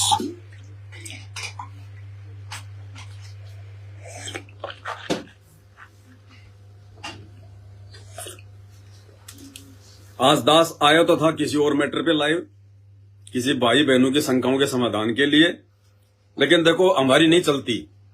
जो सतगुरुदेव चाहेंगे वो होगा। परमात्मा ने आप जगत वाले भाई बहनों के लिए थोड़ा सा ज्ञान आधार से चर्चा करवा दी, तो ये तो मालिक की मौज है। हम तो खाली बैठ जाते हैं उसके नाम पे, बाकी तो उसकी चलेगी, हमारी नहीं चलेगी। करे करावे साइया मन में लहर उठा, दादू सिरदर जीव के आप बगल हो जा। तो चलो कुछ भी, हम तो कुछ भी बोलेंगे तो उस परमात्मा की महिमा में बोलेंगे, भाई बहनों के आत्म कल्याण के लिए बोलेंगे। कुछ भी बोलेंगे वो सही होगा। तो चलो एक शब्द गाते हैं भाई बहन मिलके। बंदी छोड़ सतगुरु रामपाल जी भगवान की, काहे भटक रहा इंसान, पहचान धनाना वाले को। काहे भटक रहा पहचान धनाना वाले को, पहचान धनाना वाले को। गुरुदेव धनाना वाले को, पहचान धनाना। गुरुदेव धनाना वाले को, काहे भटक रहा इंसान, पहचान धनाना। काहे भटक रहा इंसान, पहचान धनाना वाले। परमेश्वर कह रहे कि रे मूर्ख इंसान क्यों भटक रहा है, कभी मंदिर में, कभी मस्जिद में, कभी चर्च में, कभी गुरुद्वारे में, कभी मक्का मदीना में, कभी अमरनाथ में, कभी केदारनाथ में, कभी जगन्नाथ में, क्यों धक्के खा रहा है? उन पत्थरों की पूजा करने से, उन बुतों की पूजा करने से, उन मरे हुए लोगों की पूजा करने से कुछ नहीं मिलेगा। अगर वर्तमान में फायदा उठाना है तो किसी जीवित को ढूंढ, किसी जिंदा संत को ढूंढ। जो तेरे से मिले, तेरे से बात करे, तेरी शंकाओं का समाधान करे, तेरे मन को शांति प्रदान करे, तुझे सत्य भक्ति बताए। पत्थरों की पूजा करने से कुछ नहीं मिलेगा, तुम भी एक दिन जो है पत्थर ही बन जाओगे। पत्थर पूजते पूजते जो है वो पत्थर ही बन जाओगे। इसलिए समझा रहे परमात्मा, काहे भटक रहा इंसान। अरे मुंह में कुछ फंसा हुआ है क्या? जोर से बोलो ना, इधर से आ जाओ। दो गिलास जूस के पी लिए फिर भी जुबान नहीं निकल रही तुम्हारी। काहे भटक रहा इंसान, पहचान धनाना वाले को। काहे भटक रहा इंसान, पहचान धनाना वाले को। पहचान धनाना वाले को, गुरुदेव धनाना वाले को। पहचान धनाना वाले को, गुरुदेव धनाना वाले को। काहे भटक रहा इंसान, पहचान काहे भटक रहा इंसान, पहचान वाले को। कहते हैं सकल पदार्थ है जगमाही, और कर्महीन नर पावत नाही। भगवान धरती पे आया हुआ है, दुनिया को समझा रहा है, लेकिन जो कर्महीन इंसान है वो नहीं पहचान पा रहे, उनके शरण में नहीं आ पा रहे।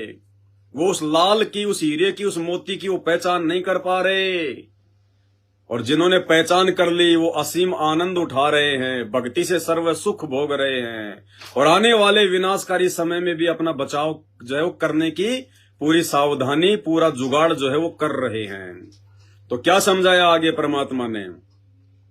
मथुरा भटको चाहे काशी, फिर भी न मिले अविनाशी। मथुरा भटको चाहे काशी, फिर भी न मिले अविनाशी। क्यों पत्थरों का करे गुणगान, पहचान धनाना वाले। क्यों पत्थरों का करे गुणगान, पहचान धनाना वाले को। काहे भटक रहा इंसान, पहचान धनाना वाले। पहचान धनाना वाले को, गुरुदेव धनाना वाले को। पहचान धनाना गुरुदेव धनाना वाले को। काहे भटक रहा इंसान, पहचान धनाना। तो क्या बताया परमात्मा ने? मथुरा भटको चाहे काशी, फिर भी न मिले अविनाशी।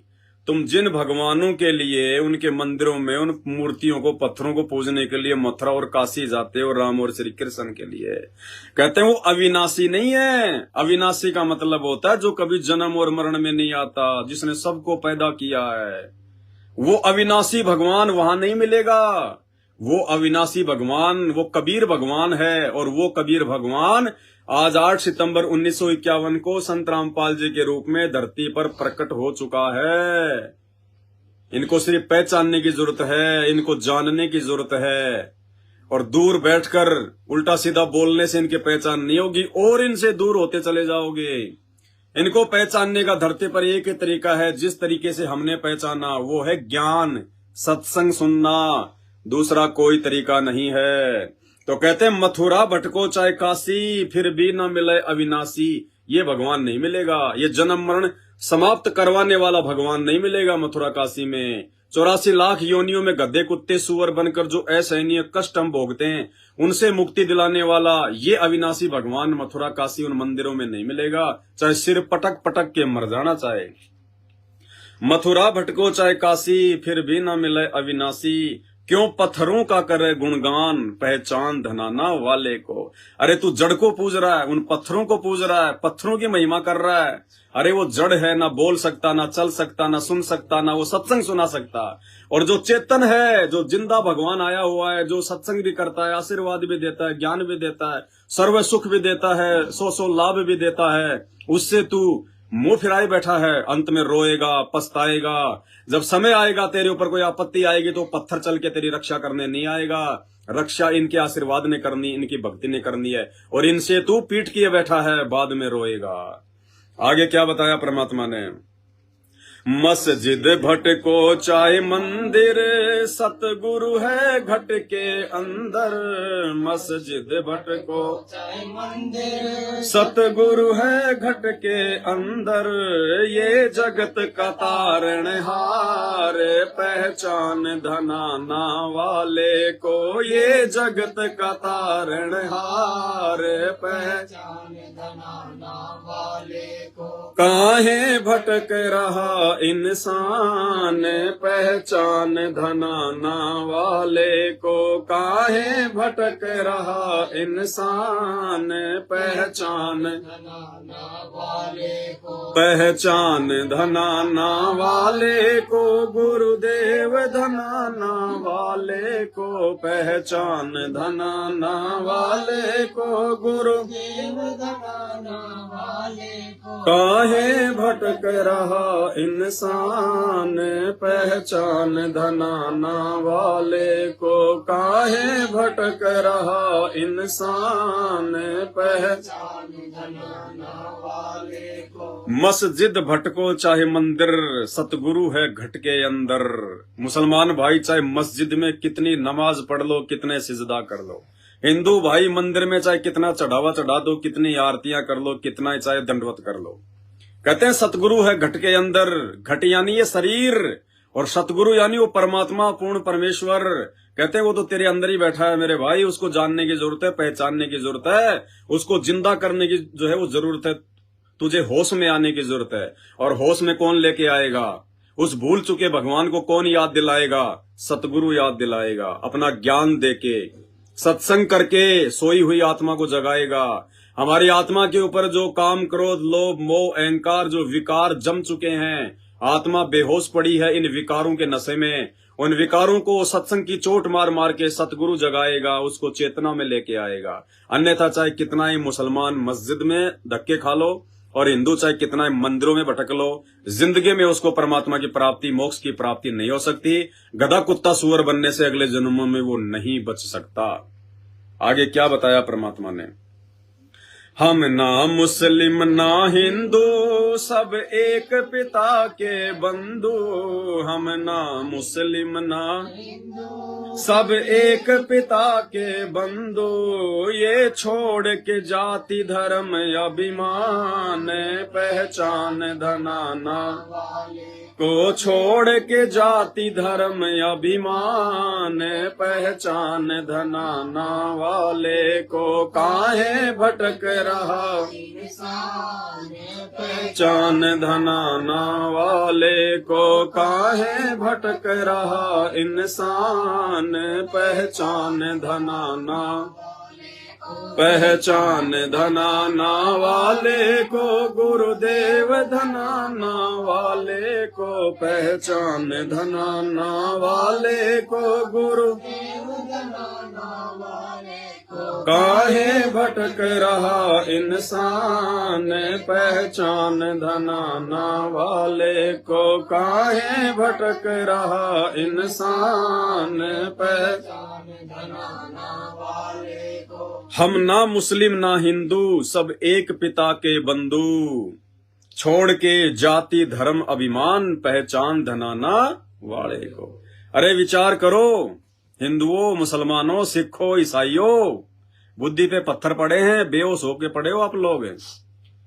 अरे आज से 5,500 वर्ष पहले जब महाभारत हुआ था, जिस समय द्वापर युग था, आज से 5,500 वर्ष पहले, अरे उस समय कहां थे मुसलमान?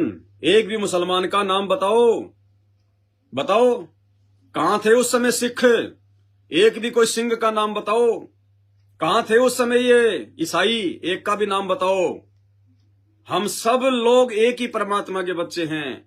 हम सब हिंदू, मुस्लिम, सिख, ईसाइयों का एक ही धर्म है, मानव धर्म, जिसको सनातन धर्म भी कहते हैं।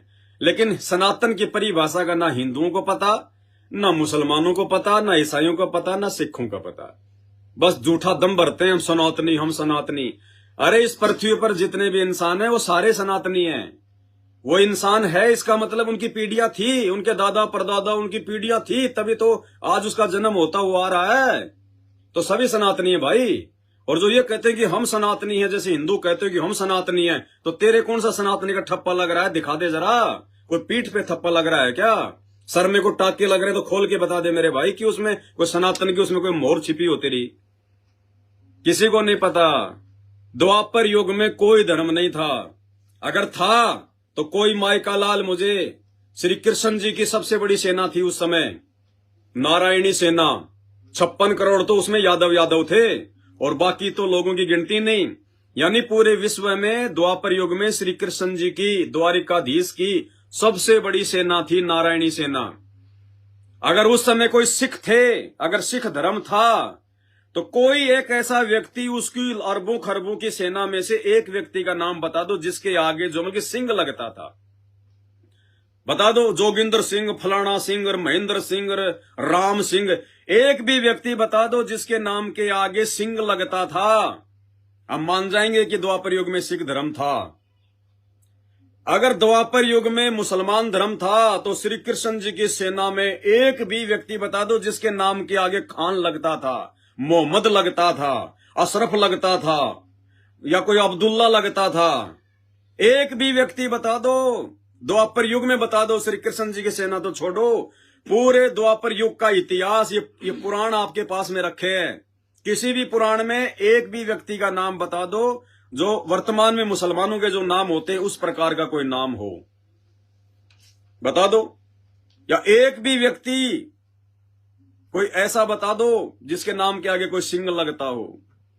या ये जो ईसाई भाई अपने नाम के आगे लगाते हैं, जॉर्ज फर्नांडिस, फलाना डिस, फलाना एंटीना, तो एक भी व्यक्ति बता दो जिसके नाम के आगे डिस या एंटीना लगता हो।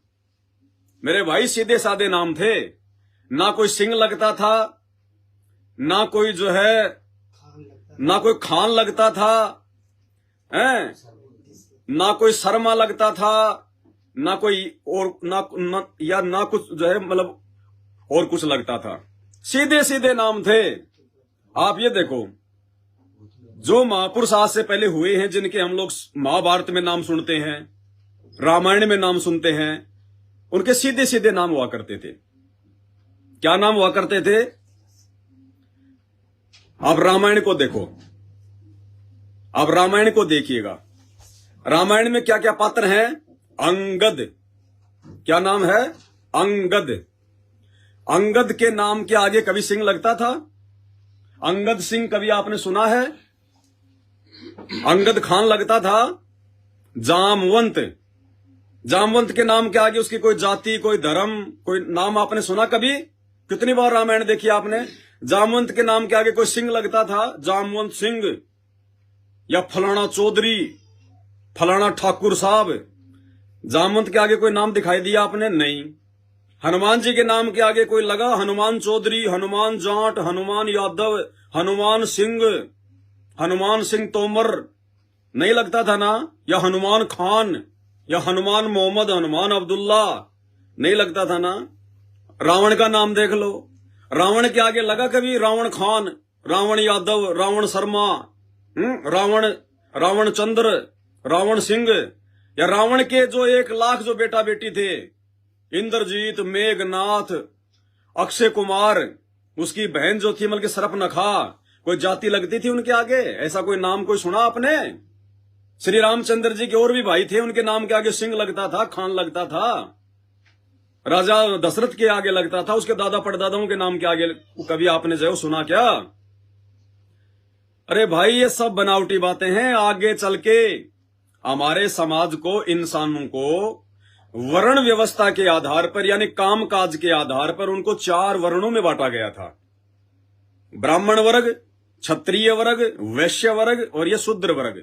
बस ये 4 जो है मतलब वर्ग थे, कोई जाति धर्म नहीं था। और आगे चल के जातियों में, धर्मों में बांटने का काम हमारे ज्ञानहीन नकली धर्म गुरुओं ने कर दिया।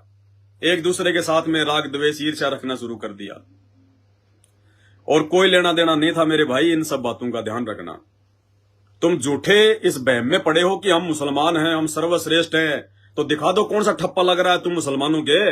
अगर तुम्हें अल्लाह ने मुसलमान ही बना के भेजा और मुसलमान ही सबसे अच्छा है, तो तेरी बॉडी पे कहीं तो ठप्पा दिखा दे। या तेरे अल्लाह ने तेरे को हिंदुओं से अलग बनाया हो तो थोड़ा बहुत भी दिखा दे। तेरा नाक अगर कान की जगह है, कान नाक की जगह है, आंख तेरी अगर गुद्दी में है, मुंह अगर तेरा पेट में है, कुछ तो अल्लाह ने तेरे को अलग बनाया होता। फिर अगर हिंदुओं का भगवान अलग है, मुसलमानों का अल्लाह है, तो तेरे अल्लाह ने फिर हिंदू जैसा क्यों बना दिया तेरे को भाई? तू तो मुसलमान है, तेरे को तो अल्लाह ने कुछ अलग ही बनाना चाहिए था। और शरीर के अंदर की जो व्यवस्था है वो भैया उस अल्लाह ने भी वैसे बना दी, भगवान ने भी वैसे बना दी, तो कोई अंतर ही नहीं किया उसने। ये खाली हमारी घटिया सोच है। हमने बाप दादा परदादाओं से, हमारे बाप दादा परदादाओं ने, उनके बाप दादा जो है परदादाओं से, उन्होंने नकली जो है वो धर्म गुरुओं से जैसा ज्ञान सुना देखा, उसी जो है वो गंदगी को आगे परोसना शुरू कर दिया। बाकी कोई धर्म जाति कुछ नहीं था, सिर्फ इंसान था, मानव था, और मानव ही एकमात्र सबसे बड़ा जो है वो धर्म था उस समय। जीव हमारी जाति है, मानव धर्म हमारा, हिंदू मुस्लिम सिख ईसाई धर्म नहीं कोई न्यारा। ना मैं हिंदू, ना मैं मुस्लिम, ना मैं सिख ईसाई, और मानव धर्म है आदि सनातन, बाकी सब कसाई। सब कसाई है बाकी।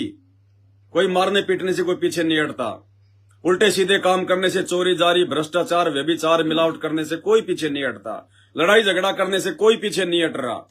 हिंदू मुर्गे खाता है तो मुसलमान दबा के जो है बल्कि बकरे चाबता है। हिंदू शराब पीता है तो मुसलमान भी उससे पीछा नहीं है। दुनिया भर की नशे की फैक्ट्रियां खुली हैं, ये गधों के लिए थोड़ी खुली हैं। अरे गधे थोड़ी नशा करते हैं, जर्दा बीड़ी गुटखा तानसेन शराब ये कोई जानवर थोड़ी पीते हैं। किसके लिए है? तुम हिंदू मुस्लिम सिख ईसाइयों के लिए। फिर कहें कि हिंदू मुसलमान सिख ईसाई तुम। असल हिंदू असल मुसलमान वो है जो नशे को हाथ ना लगाए। असल हिंदू असल मुसलमान वो है जो मांस को छुए भी नहीं। और आज आप लोगों ने रिकॉर्ड बना रखा, वर्ल्ड रिकॉर्ड। तो कहें कि भाई तुम अपने आप में मुसलमान कहते हो, हिंदू कहते हो, शर्म करो शर्म। भगवान आया हुआ है, खुदा अल्लाह भगवान धरती पर संत रामपाल जी प्रकट है। सत्संग सुन लो, मोक्ष करवा लो, वरना जितने बकरे काट रहे हो अगले जन्मों में उतने बकरे जो है वो बनोगे, और इसी प्रकार से हलाल किए जाओगे। और अगर कोई झटके से काट रहा है तो झटके से कटोगे भैया। ये लेन देन चलता रहेगा। तो कहते मंदिर भटको चाहे मस्जिद, सतगुरु हैं घटके अंदर, ये जगत का तारणहार पहचान धनाना। हम ना मुस्लिम ना हिंदू, सब एक पिता के बंधु, छोड़ के जाति धर्म अभिमान पहचान धनाना वाले को। छोड़ दो ये जाति धर्म, कुछ नहीं लेना देना। मुसलमान भी उसी माँ के पेट से आता है, उसी योनि द्वार से आता है। हिंदू भी उसी योनि द्वार से आता है। मुसलमान कोई खोपड़ी से जन्म नहीं लेता है, हिंदू पेट से जन्म ले रहा है, तो ईसाई कोई जो के पैरों से जन्म नहीं ले रहा। सब के सब उसी प्रोसीजर से आ रहे हैं। जेर में लिपट के, गंद संद में लिपट के बाहर आते हैं। बाहर ना धो के कोई मुसलमान बन जाता है, कोई हिंदू बन जाता है, कोई पंडित बन जाता है। बस यही पहचान है।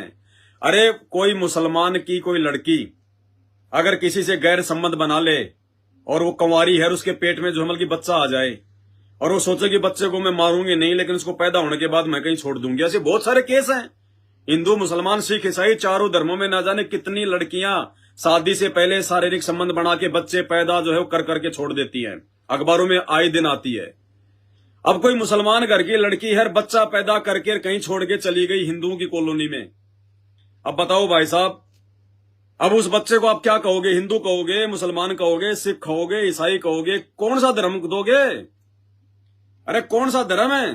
क्या पहचान करोगे तुम? कैसे पहचान करोगे कि ये हिंदू है, मुसलमान है, सिख है, ईसाई है? कहीं ठप्पा लगा हुआ उस बच्चे के? कोई पहचान लगी हुई है, या अल्लाह ऊपर से आवाज लगाएगा कि ये मुसलमान है? ऐसे कोई हिंदू लड़की कोई बच्चा पैदा करके कहीं कचरे में डाल के जो है वो चली गई। अब उस बच्चे की तुम कैसे पहचान करोगे कि इसका धर्म क्या है? है कोई माई का लाल इस धरती पर जो ये बता दे कि भाई इस बच्चे का धर्म हिंदू है या उस बच्चे का धर्म जो है वो मुसलमान है? बस इतनी पहचान है। बड़े कच्चे हो तुम यारो, तुम्हारे धर्म की कोई पहचान ही नहीं है। और संत रामपाल जी के भक्तों की जो कि मानव धर्मी है, रात के अंधेरे में भी पहचान कर लेना मेरे भाई। बीड़ी गुटखा शराब मांस मच्छी चोरी जारी मिलावट झूठ रिश्वतखोर लड़ाई झगड़ा सबसे दूर शास्त्र अनुसार भक्ति करते हैं, नेक नीति से अपना मेहनत करके जीवन यापन करते हैं। सौपन में भी आत्मा से हम किसी को जोमल की दुख नहीं देते हैं। लड़ाई झगड़े से हम कोसों दूर है। ना बकरे खाते, ना मांस खाते, चींटी तक को भी नहीं सताते।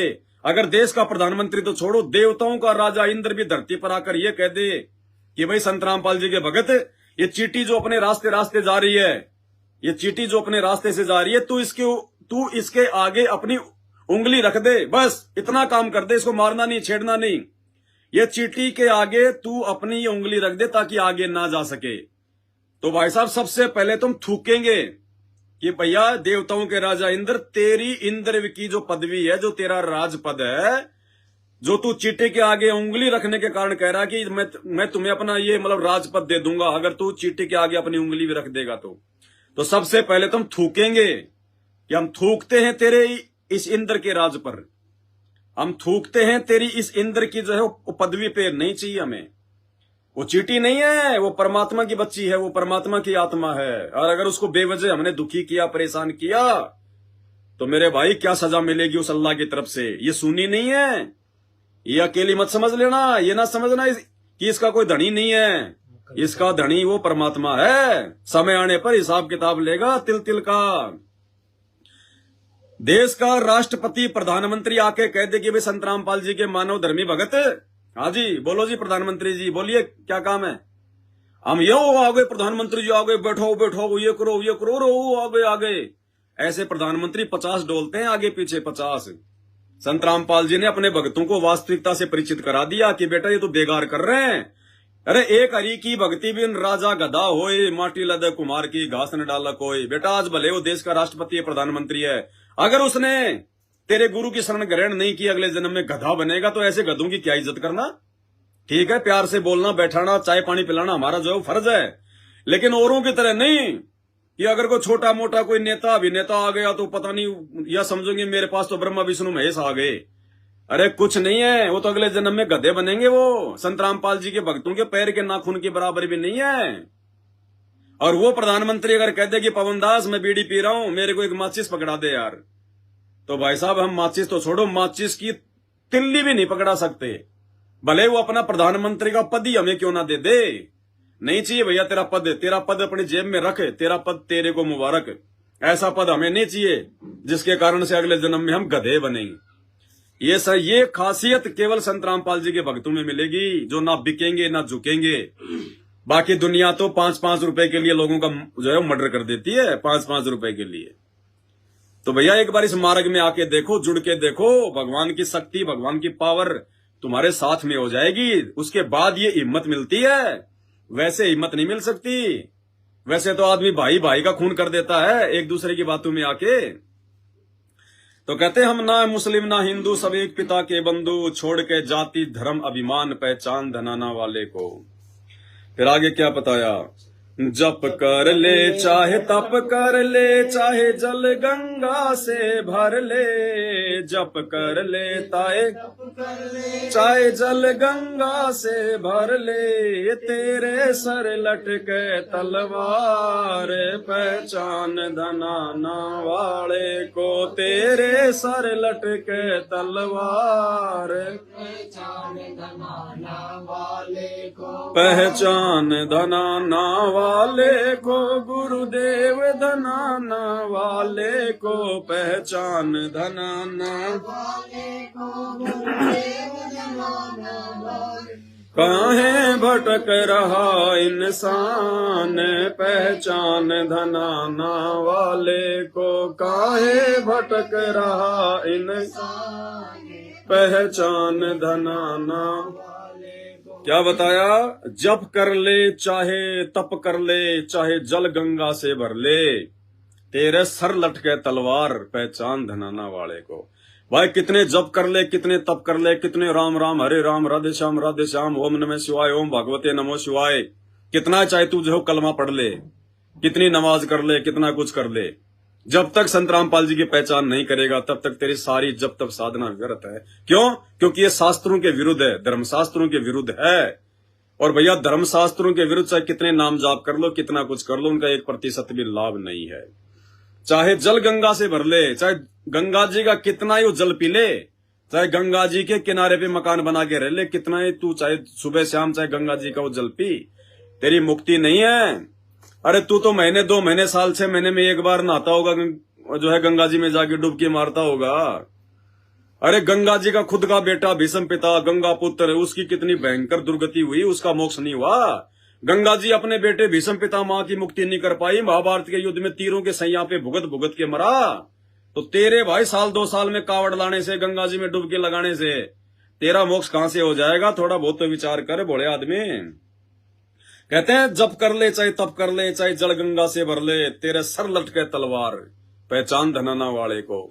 सर पे तलवार लटकने का मतलब है जब तक उनकी शरण में आके भक्ति नहीं करोगे, जब तक संत रामपाल जी की शरण में आके उनका ज्ञान समझ के उनकी भक्ति नहीं लोगे, तब तक भाई ये काल की तलवार तेरे सिर पे लटकी रहेगी। कब मर जाए कोई भरोसा नहीं, कब तेरे ऊपर कोई आपत्ति आ जाए, तेरे ऊपर कोई जो है वो कर्म की मार आ जाए, कब तेरा एक्सीडेंट हो जाए, कब तेरे कोई हारी बीमारी हो जाए, कब तेरा बेटा बेटी मर जाए, कब क्या हो जाए, कब भूकंप में तेरा मकान ढह जाए, तेरा काम धंधा फेल हो जाए, कोई भरोसा नहीं है।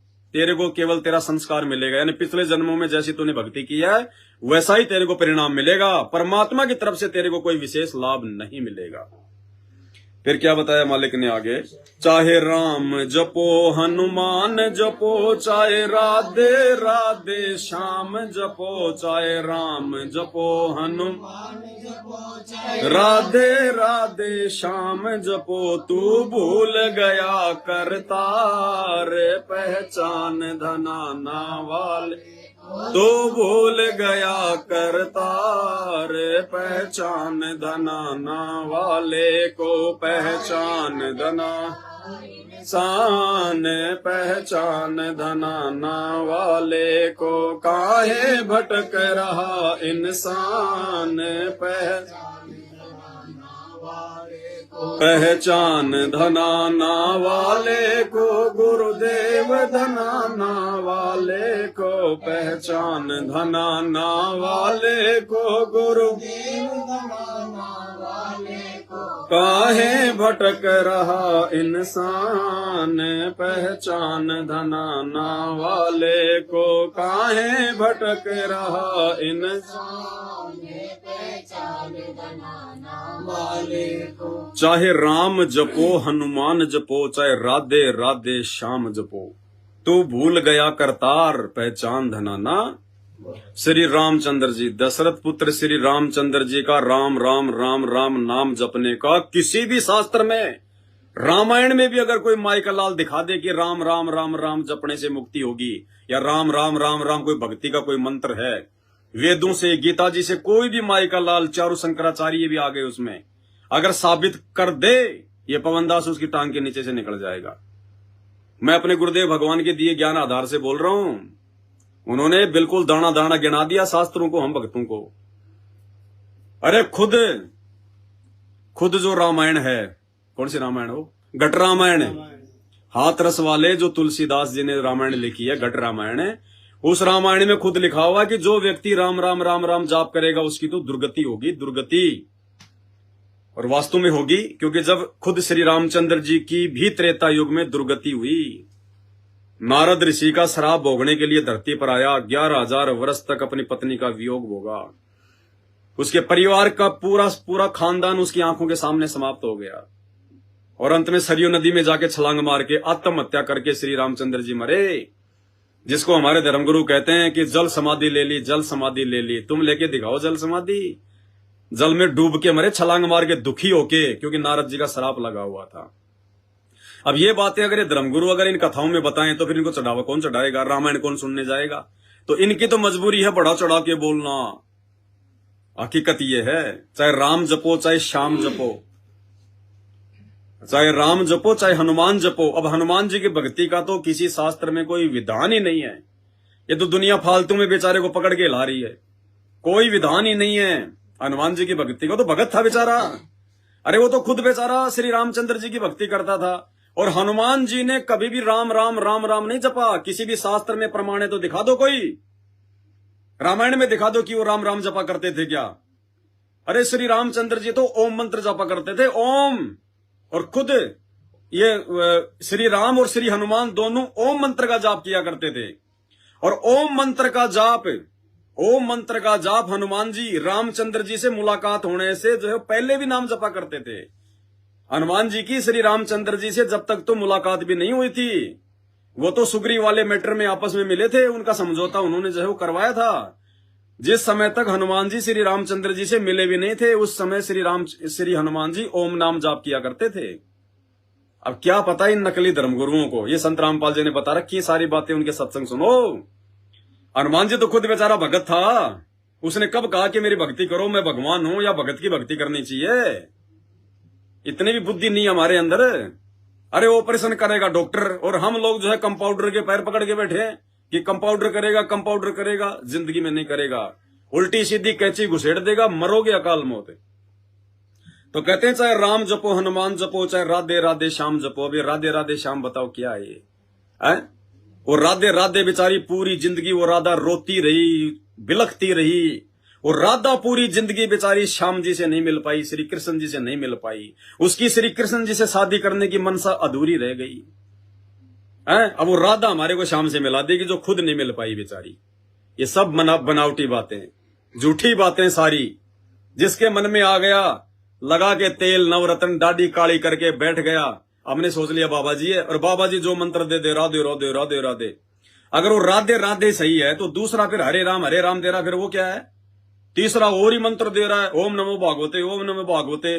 चौथा और ही मंत्र दे रहा, तो फिर क्या है ये? अरे भगवान एक है तो उसकी प्राप्ति का मंत्र भी एक ही है, ये 50 मंत्र नहीं होते।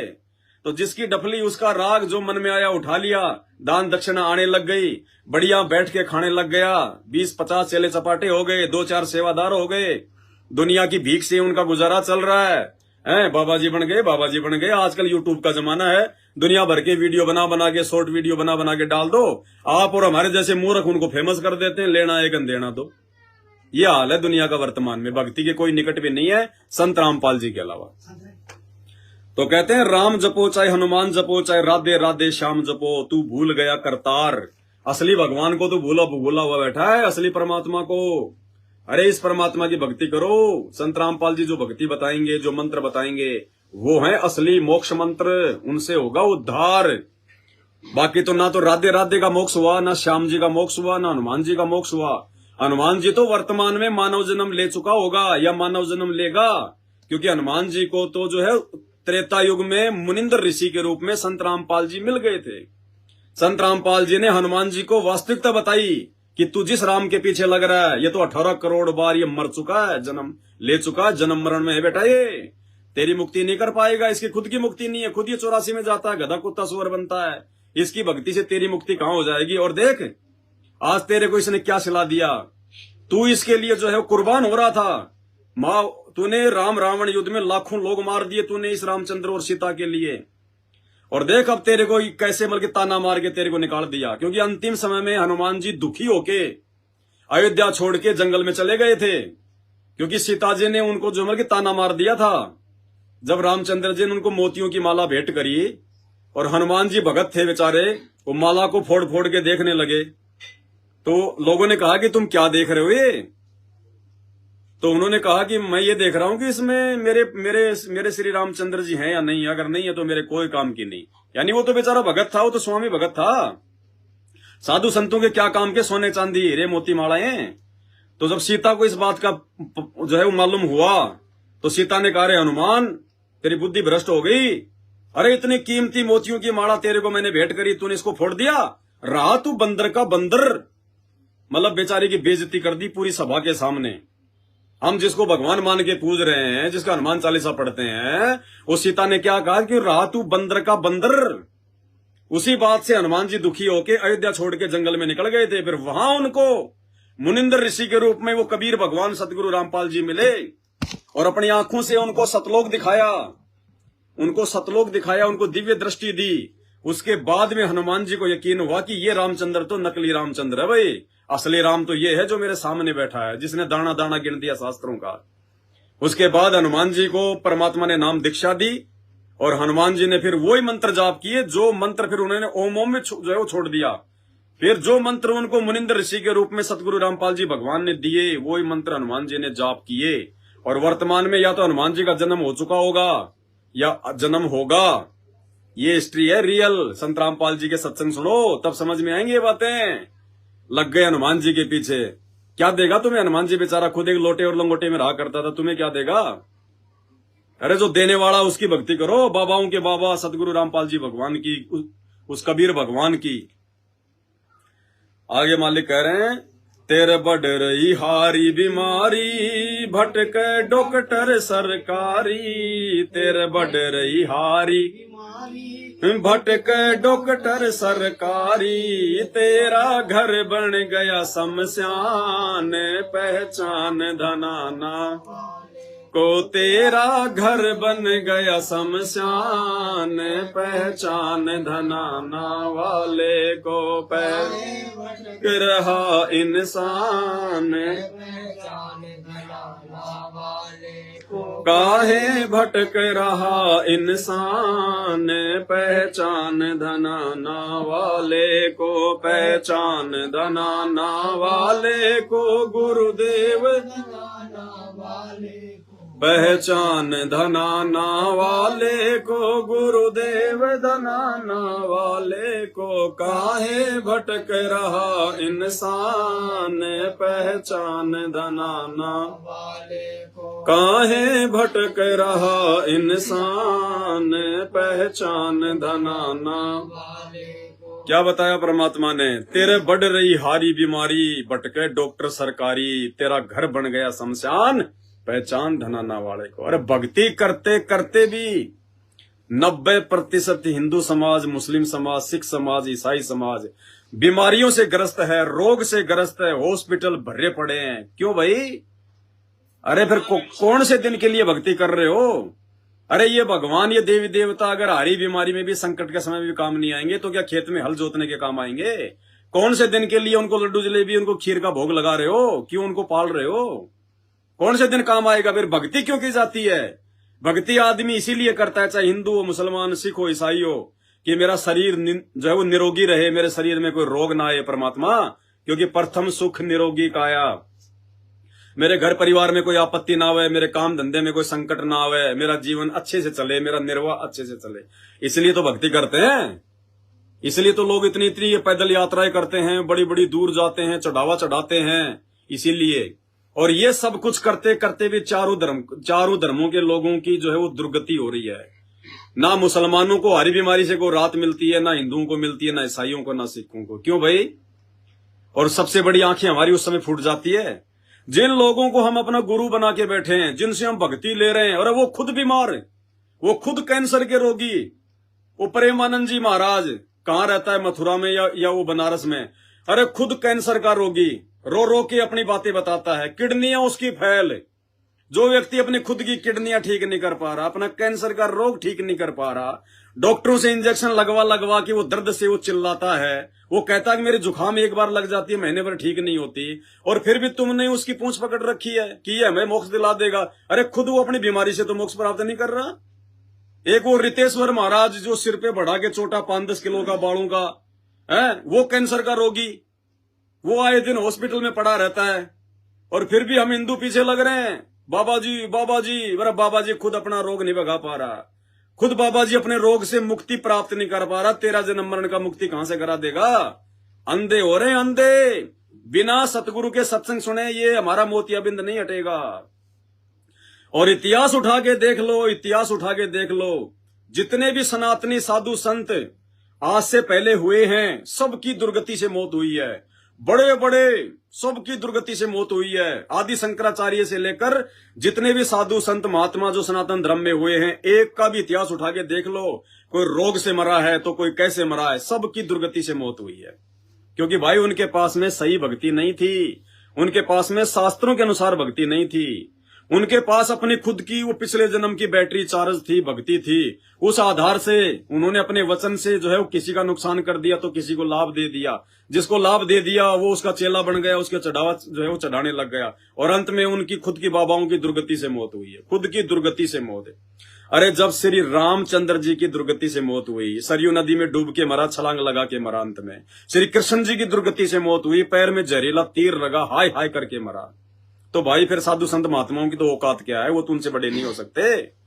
आंख खोलो, संत रामपाल जी का सत्संग सुनो, अपने भगवान को पहचानो, अपने बाप को पहचानो। नहीं 2028 के बाद में 5 किलोमीटर लंबी लाइन में लगना पड़ेगा। 5 किलोमीटर लंबी लाइन लगेगी बरवाड़ा आश्रम में, ध्यान रख लेना। अपने बाप के खाली दर्शन करने के लिए, और जितना लेट आओगे उतना लेट ही फायदा मिलेगा, ध्यान रखना ये भी। तो कहते हैं तेरा बढ़ रही हारी बीमारी, भटके डॉक्टर सरकारी, ये साधु संत महात्मा और उनके चेले, किसी को रात नहीं है। तेरा घर बन गया शमशान, अब शमशान ही हो गया, हारी बीमारी से मर गया, कोई एक्सीडेंट में मर गया, फिर भक्ति भी कर रहा है। एक ही परिवार की गाड़ी एक्सीडेंट हो गई, पांच ही सदस्य मर गए, अब वो घर शमशान हुआ कि नहीं हुआ? अकाल मौत मरा कि नहीं मरा? उसके गुरु ने क्या ढाल लड़ाई, उसके गुरु की भक्ति ने क्या सहारा दिया उसको? अरे गुरु तो वो होता है जो मौत को टाल दे, जो मौत को टाल दे। कहते हैं मासा घटे ना और तिल बदे, विधाता लिखे जो लेख, साचा सतगुरु मेट कर ऊपर मार दे मेक। सच्चा सतगुरु वो ये जो मौत को भी टाल दे। और तुमने गुरु बना रखे, तुम्हारे गुरु भी जो है हारी बीमारियों से परेशान और उनके चेले भी परेशान। फिर काहे की भक्ति, काहे के तुम्हारे भगवान? सब ड्रामेबाजी चल रही है, दिखावा चल रहा है, देखा देखी भेड़ चाल चल रही है, लेना देना कुछ नहीं है भाई। अंत में दुर्गति होगी, पहले बता रहे हैं आप लोगों को, दुर्गति होगी। ये बातें जिसको समझ में आ जाएंगी तो संत रामपाल जी के सत्संग सुनना शुरू कर देगा, और जिसकी मोटी बुद्धि है वो गालियां मुड़ियां निकालेगा, अपने और कर्म फोड़ेगा। 2 साल बाद उसकी दुर्गति होनी 1 साल में हो जाएगी। आगे क्या बताया मालिक ने? तेरी जाए उमरिया बीती, सतगुरु से कर ले प्रीति। तेरी जाए उमरिया बीती, सतगुरु से कर ले प्रीति। तू पल भर का मेहमान, पहचान धनाना। तू पल भर का मेहमान, पहचान धनाना वाले को। काहे भटक रहा इंसान, धनाना वाले को। काहे भटक रहा पहचान धनाना वाले को। पहचान धनाना वाले को। पहचान धनाना, पहचान धनाना वाले को। गुरुदेव धनाना वाले को। काहे भटक रहा इंसान, पहचान वाले को। काहे भटक रहा इंसान, पहचान। तेरी जाय उमरिया बीती, सतगुरु से कर ले प्रीति। तू पल भर का मेहमान, पहचान धनाना। भाई ये दुनिया मर गई, दुनिया मर गई। कहते बिन साहिब की बंदगी कहीं ठोर ठिकाना नाई। परमात्मा की भक्ति के बिना, चाहे तू अरबपति है, चाहे खरबपति है, चाहे राष्ट्रपति है, चाहे प्रधानमंत्री है, चाहे तू देवपति है, चाहे इंद्रपति है, तेरी दुर्गति होगी, दुर्गति। और आज से पहले हुई है, प्रमाण है, गवाह है, और आगे तो फिर होगी। जब भगवान धरती पर खुद आ गया और खुद इतना जोर लगा रहा है, दुनिया को 28 साल से सत्संग कर करके समझा रहा है, फिर भी दुनिया नहीं मान रही है, तो भैया फिर उनकी तो दुर्गति निश्चित है। तो कहते हैं तेरी जाय उमरिया बीती, सतगुरु से कर ले प्रीति। तू पल भर का मेहमान, यानी इंसान की उम्र का कोई भरोसा नहीं है। पानी केरा बुदबुदा, असमानुष की जात, न जाने कब फूट जाए, कब एक्सीडेंट हो जाए। तुम तो चल रहे हो अपनी मोटरसाइकिल लेके, तुम तो आगे का ध्यान रख सकते हो, पीछे का थोड़ी रखोगे। पीछे भाई साहब ने लगा के पौवा एक्सीडेंट पे रख दिया पैर, तेरी मोटरसाइकिल कहीं तू कहीं, 2 मिनट में सत्यानाश है। रात को सो रहा तू तो आधी नींद में बिल्कुल चद्दर ओढ़ के, ऊपर से पंखा गिर गया, हो गया काम। अचानक से बाढ़ आ गया, भूकंप आ गया, कोई बारिश आ गई, डूब गया, मर गया है। लड़ाई झगड़ा हो गया, किसी ने सर में लठ मार दिया, 2 मिनट में खेल गया, प्राण पखेरु उड़ गए। है कोई इंसान की कोई औकात है कोई गारंटी? हवाई जहाज में जा रहा है, अरे हवाई जहाज ही तो है, कोई भगवान थोड़ी है। इंजन फेल हो गया, 2 मिनट में गर्म होके नीचे गिर गए, कोई बचाव का रास्ता भी नहीं है। पानी के जहाज में जा रहे हो, समुद्र में डूब गई जहाज, वो टाइटैनिक जहाज है, 1 किलोमीटर लंबी टाइटैनिक जहाज, हजारों आदमी उसमें बैठ के जा रहे थे। और उस जहाज के बारे में कहा था कि ये जहाज की एक खासियत है, ये डूबेगी नहीं, और पहली यात्रा में डूब गई और मर गए उसमें 1500 के 1500, अकाल मौत। और सतगुरु रामपाल जी भगवान ने बताया कि जो पानी का जहाज होता है बहुत धीरे धीरे डूबता है, वो धीरे धीरे। अब देखो उस जहाज को डूबने में कई घंटे लग गए होंगे। अब वो आदमी बेचारे वो जो है ये सोच सोच के मर गए आधे तो, कि बस आ गया नंबर, आ गया नंबर, आ गया नंबर, सोच सोच के वो मर गए बेचारे। मौत सामने खड़ी दिखाई दे रही। अब समुद्र के बीच में भाई साहब और कोई जुगाड़ नहीं होता कोई। तो इंसान की गारंटी नहीं चलती यहाँ पे कि ये जहाज कभी डूबेगा नहीं। पहली यात्रा में डूब गया कि ले बेटा डूबेगा नहीं, ले तेरी जहाज ही डुबोते। ये शैतान ऐसे मारता है, ये काल ऐसे मारता है भैया, छलबल करके। आ जाओ संत रामपाल जी की शरण में। फिर संत रामपाल जी के भगत ऐसे नहीं मरते, क्योंकि वो बकवाद करते ही नहीं।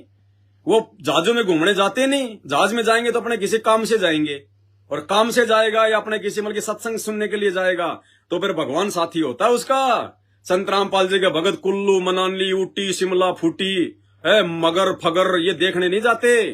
ये बकवादी लोग जाते हैं, और वही लोग मरते हैं फिर आते जाते। तो भाई भगत के साथ भगवान हो जाता है। परमात्मा कहते हैं, अंत समय जब तू चले अकेला, तेरे आंसू नैन ढलकी, और कहे कबीर शरण गए मेरी, रक्षा हो जल थल की। संत रामपाल जी के भगत की जल में थल में हर जगह रक्षा। कहीं भी काल उसको धोखा नहीं दे सकता, चकमा नहीं दे सकता। ये काल जो ब्रह्मा विष्णु महेश की चोटी पकड़ के हिलाता है, ब्रह्मा विष्णु महेश की भी दाल निकलती उसके आगे, शैतान के आगे। कहते वो शैतान संत रामपाल जी के भक्तों के आगे थर थर कांपेगा, 100 मीटर दूर खड़ा रहेगा। ये वो समर्थ भगवान है धरती पर संत रामपाल जी, जो आप और हमारी तरह मानव शरीर धारण करके आए हुए हैं। अरे मानव शरीर में तो भगवान इसलिए आया है कि हम इंसान हैं, हम मानव हैं। अब इंसानों को समझाने के लिए भगवान इंसानी तो बन के आएगा। अब भगवान आ गया शेर बन के, तो हम क्या खाक समझेंगे उनकी आवाज को? हम तो डर के भाग जाएंगे। इसलिए भगवान इंसानों को समझाने के लिए इंसान बन के आता है। वो कोई भी रूप धारण कर सकता है, वो समर्थ है। शब्द स्वरूपी भगवान उसी को कहते हैं जो अपने शब्द से कोई भी रूप धारण कर ले। तो भाई समझो परमात्मा को, ज्ञान से समझो रे। ज्ञान सुनो, सत्संग सुनो, रोओगे पछताओगे। हिंदू मुस्लिमों, ये 4 दिन का धर्म जाती है। आज तू मुसलमान बन रहा है, बहुत बड़ा है, बहुत बड़ा मुसलमान बन रहा तू। मैं कट्टर मुसलमान, और कल को तेरी मौत हो जाएगी, तू किसी हिंदू के घर में जन्म ले लेगा, हैं? तब तेरा वो कट्टरपन कहां जाएगा? पिछले जन्म में तो तू कट्टर मुसलमान बन रहा था, अगले जन्म में फिर तू बोलेगा जय श्री राम, जय श्री राम, जय श्री राम। बस आज गाड़ियों के पीछे I am Hindu, I am Hindu, I am कट्टर सनातनी, हैं? मुसलमानों की कोई बात नहीं सुनता, साधु संतों की कोई बात नहीं सुनता, बस जय श्री राम, जय श्री राम। अगले जन्म में बन गया तू मुसलमान है। उस परिवार में तेरे को कोई राम का नाम भी नहीं लेने देगा, राम का नाम भी। आज तो अपना आप में हिंदू बना फिर रहा है, क्योंकि तुम्हारी गीता कह रही है कि मरने के बाद में आत्मा शरीर बदलती है, आत्मा शरीर बदलती है। और जरूरी नहीं, हमारे जो संस्कार हैं वो सबसे मिले जुले संस्कार हैं। हिंदू मुसलमान भी बन सकता है अगले जन्म में, और मुसलमान हिंदू भी बन सकता है। गधा कुत्ता तो बनेगा ही बनेगा, इसमें तो कोई दो राय नहीं है, जब तक संत रामपाल जी की भक्ति नहीं करेगा। ये जन्म मरण का चक्कर तो संत रामपाल जी की भक्ति से कटेगा, दूसरा कोई भी रास्ता नहीं है। लेकिन आज हिंदू है, कल मुसलमान बन गया, फिर कहां गया तेरा वो कट्टरपन है? तो भाई समझो इन चीजों को, ये काल का षड्यंत्र है, ऐसे मारता लड़ा भिड़ा के। ये आगे लास्ट में क्या बताया परमात्मा ने? थारी साध संगत कर पूजा, मारा और नहीं कोई दूजा। थारी साध संगत कर पूजा, मारा और नहीं कोई। गुरु राम पाल भरतार, पहचान धनाना वाले को। गुरु राम पाल भरतार, वाले को। काहे भटक रहा इंसान, पहचान धनाना।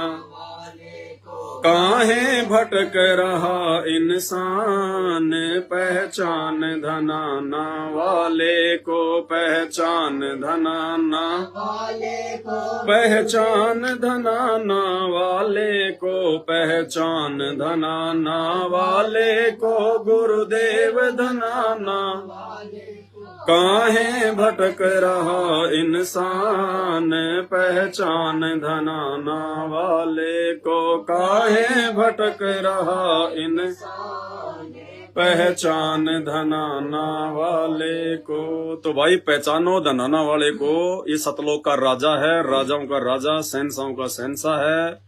इनकी पहचान कर लो समय रहते, वरना 2028 तक का समय भयंकर विनाशकारी समय है। दुर्गति को प्राप्त हो जाओगे, दाने दाने को तरसोगे, चीखोगे, चिल्लाओगे, रोगे, ऊपर हाथ करके भटकोगे। कोई रिश्तेदार, यार, दोस्त, ये तुम्हारी दुकान, जायदाद, पैसा, संपत्ति कुछ काम नहीं आएगी। जो कर्म तुमने किए हैं वो तुम्हारे सामने रख देगा शैतान भगवान। ये ले बेटा, जो किया था वो ले, अब कुछ नहीं मिलेगा। आपत्तियां, परेशानियां, दुख, समस्याओं के अलावा। और उस समय संत रामपाल जी के भगत ऐसे रहेंगे, बिल्कुल ऐसे। दुनिया देखेगी कि यार ये क्या है, ये इंसान है, कोई देवता है ये लोग। ये वर्तमान में हम जो भक्ति साधना कर रहे हैं, जो दान धर्म कर रहे हैं, जो अपने गुरुजी की महिमा कर रहे हैं, भोग लगा रहे हैं, इसके प्रतिफल में दुनिया तो आने वाले समय में रोएगी, भटकेगी, और संत रामपाल जी के भगत सुख शांति से बैठ के उस समय भी निश्चिंत होके ऐसे ही भक्ति करेंगे, ऐसे ही परमात्मा की महिमा करेंगे, गुणगान करेंगे जैसे आज कर रहे हैं। अरे रंका बंका जब सत्संग सुनने गए थे, पीछे से उनकी जो लड़की थी वंका, वो दौड़ती हुई आई, बोले बापूजी क्या हुआ? झोपड़ी में आग लग गई। क्या बच गया? कुछ नहीं, ये खाट बच गई। बोले उस खाट को भी डाल दे आग में। अगर वो खाट नहीं बचती तो कम से कम तू सत्संग में कम से कम तू जो है डिस्टर्ब तो करने नहीं आती, डाल दे उसको भी, खाट को डिस्टर्ब कर दिया। तो लड़की ने जाके खाट को भी डाल दिया। अब सत्संग सुन के शाम को दोनों वो पति पत्नी रंका वंका अपने घर पे गए। 1200-1300 साल पहले की बात है, ये 13वीं सदी की बात है, जिस समय नामदेव जी आए थे। अब वहां गए तो देखा झोपड़ी तो जली हुई है, सारा सामान जल गया, खाने पीने पैदने का, गरीब आदमियों का सब कुछ वही था। अब देखो उन्होंने क्या किया, उन्होंने झोपड़ी में इधर उधर नहीं देखा, अंदर जाके नहीं देखा कि क्या बच गया, क्या हो गया। रोए नहीं, धोए नहीं, कोई चिंता नहीं, कोई परेशानी नहीं। शाम का समय था, झोपड़ी के आगे एक पेड़ था, पेड़ की नीचे बैठ गए और गुरुजी ने सत्संग में जो बातें बताई थी, तीनों बाप बेटा मिलके, वो पति पत्नी मिलके सत्संग पे चर्चा करने लगे कि आज गुरुजी ने बहुत अच्छी बात बताई, आज गुरुजी ने वो शब्द गाया, आज से पहले तो हमने ये शब्द कभी हमने सुना ही नहीं था, कितना आनंद आया।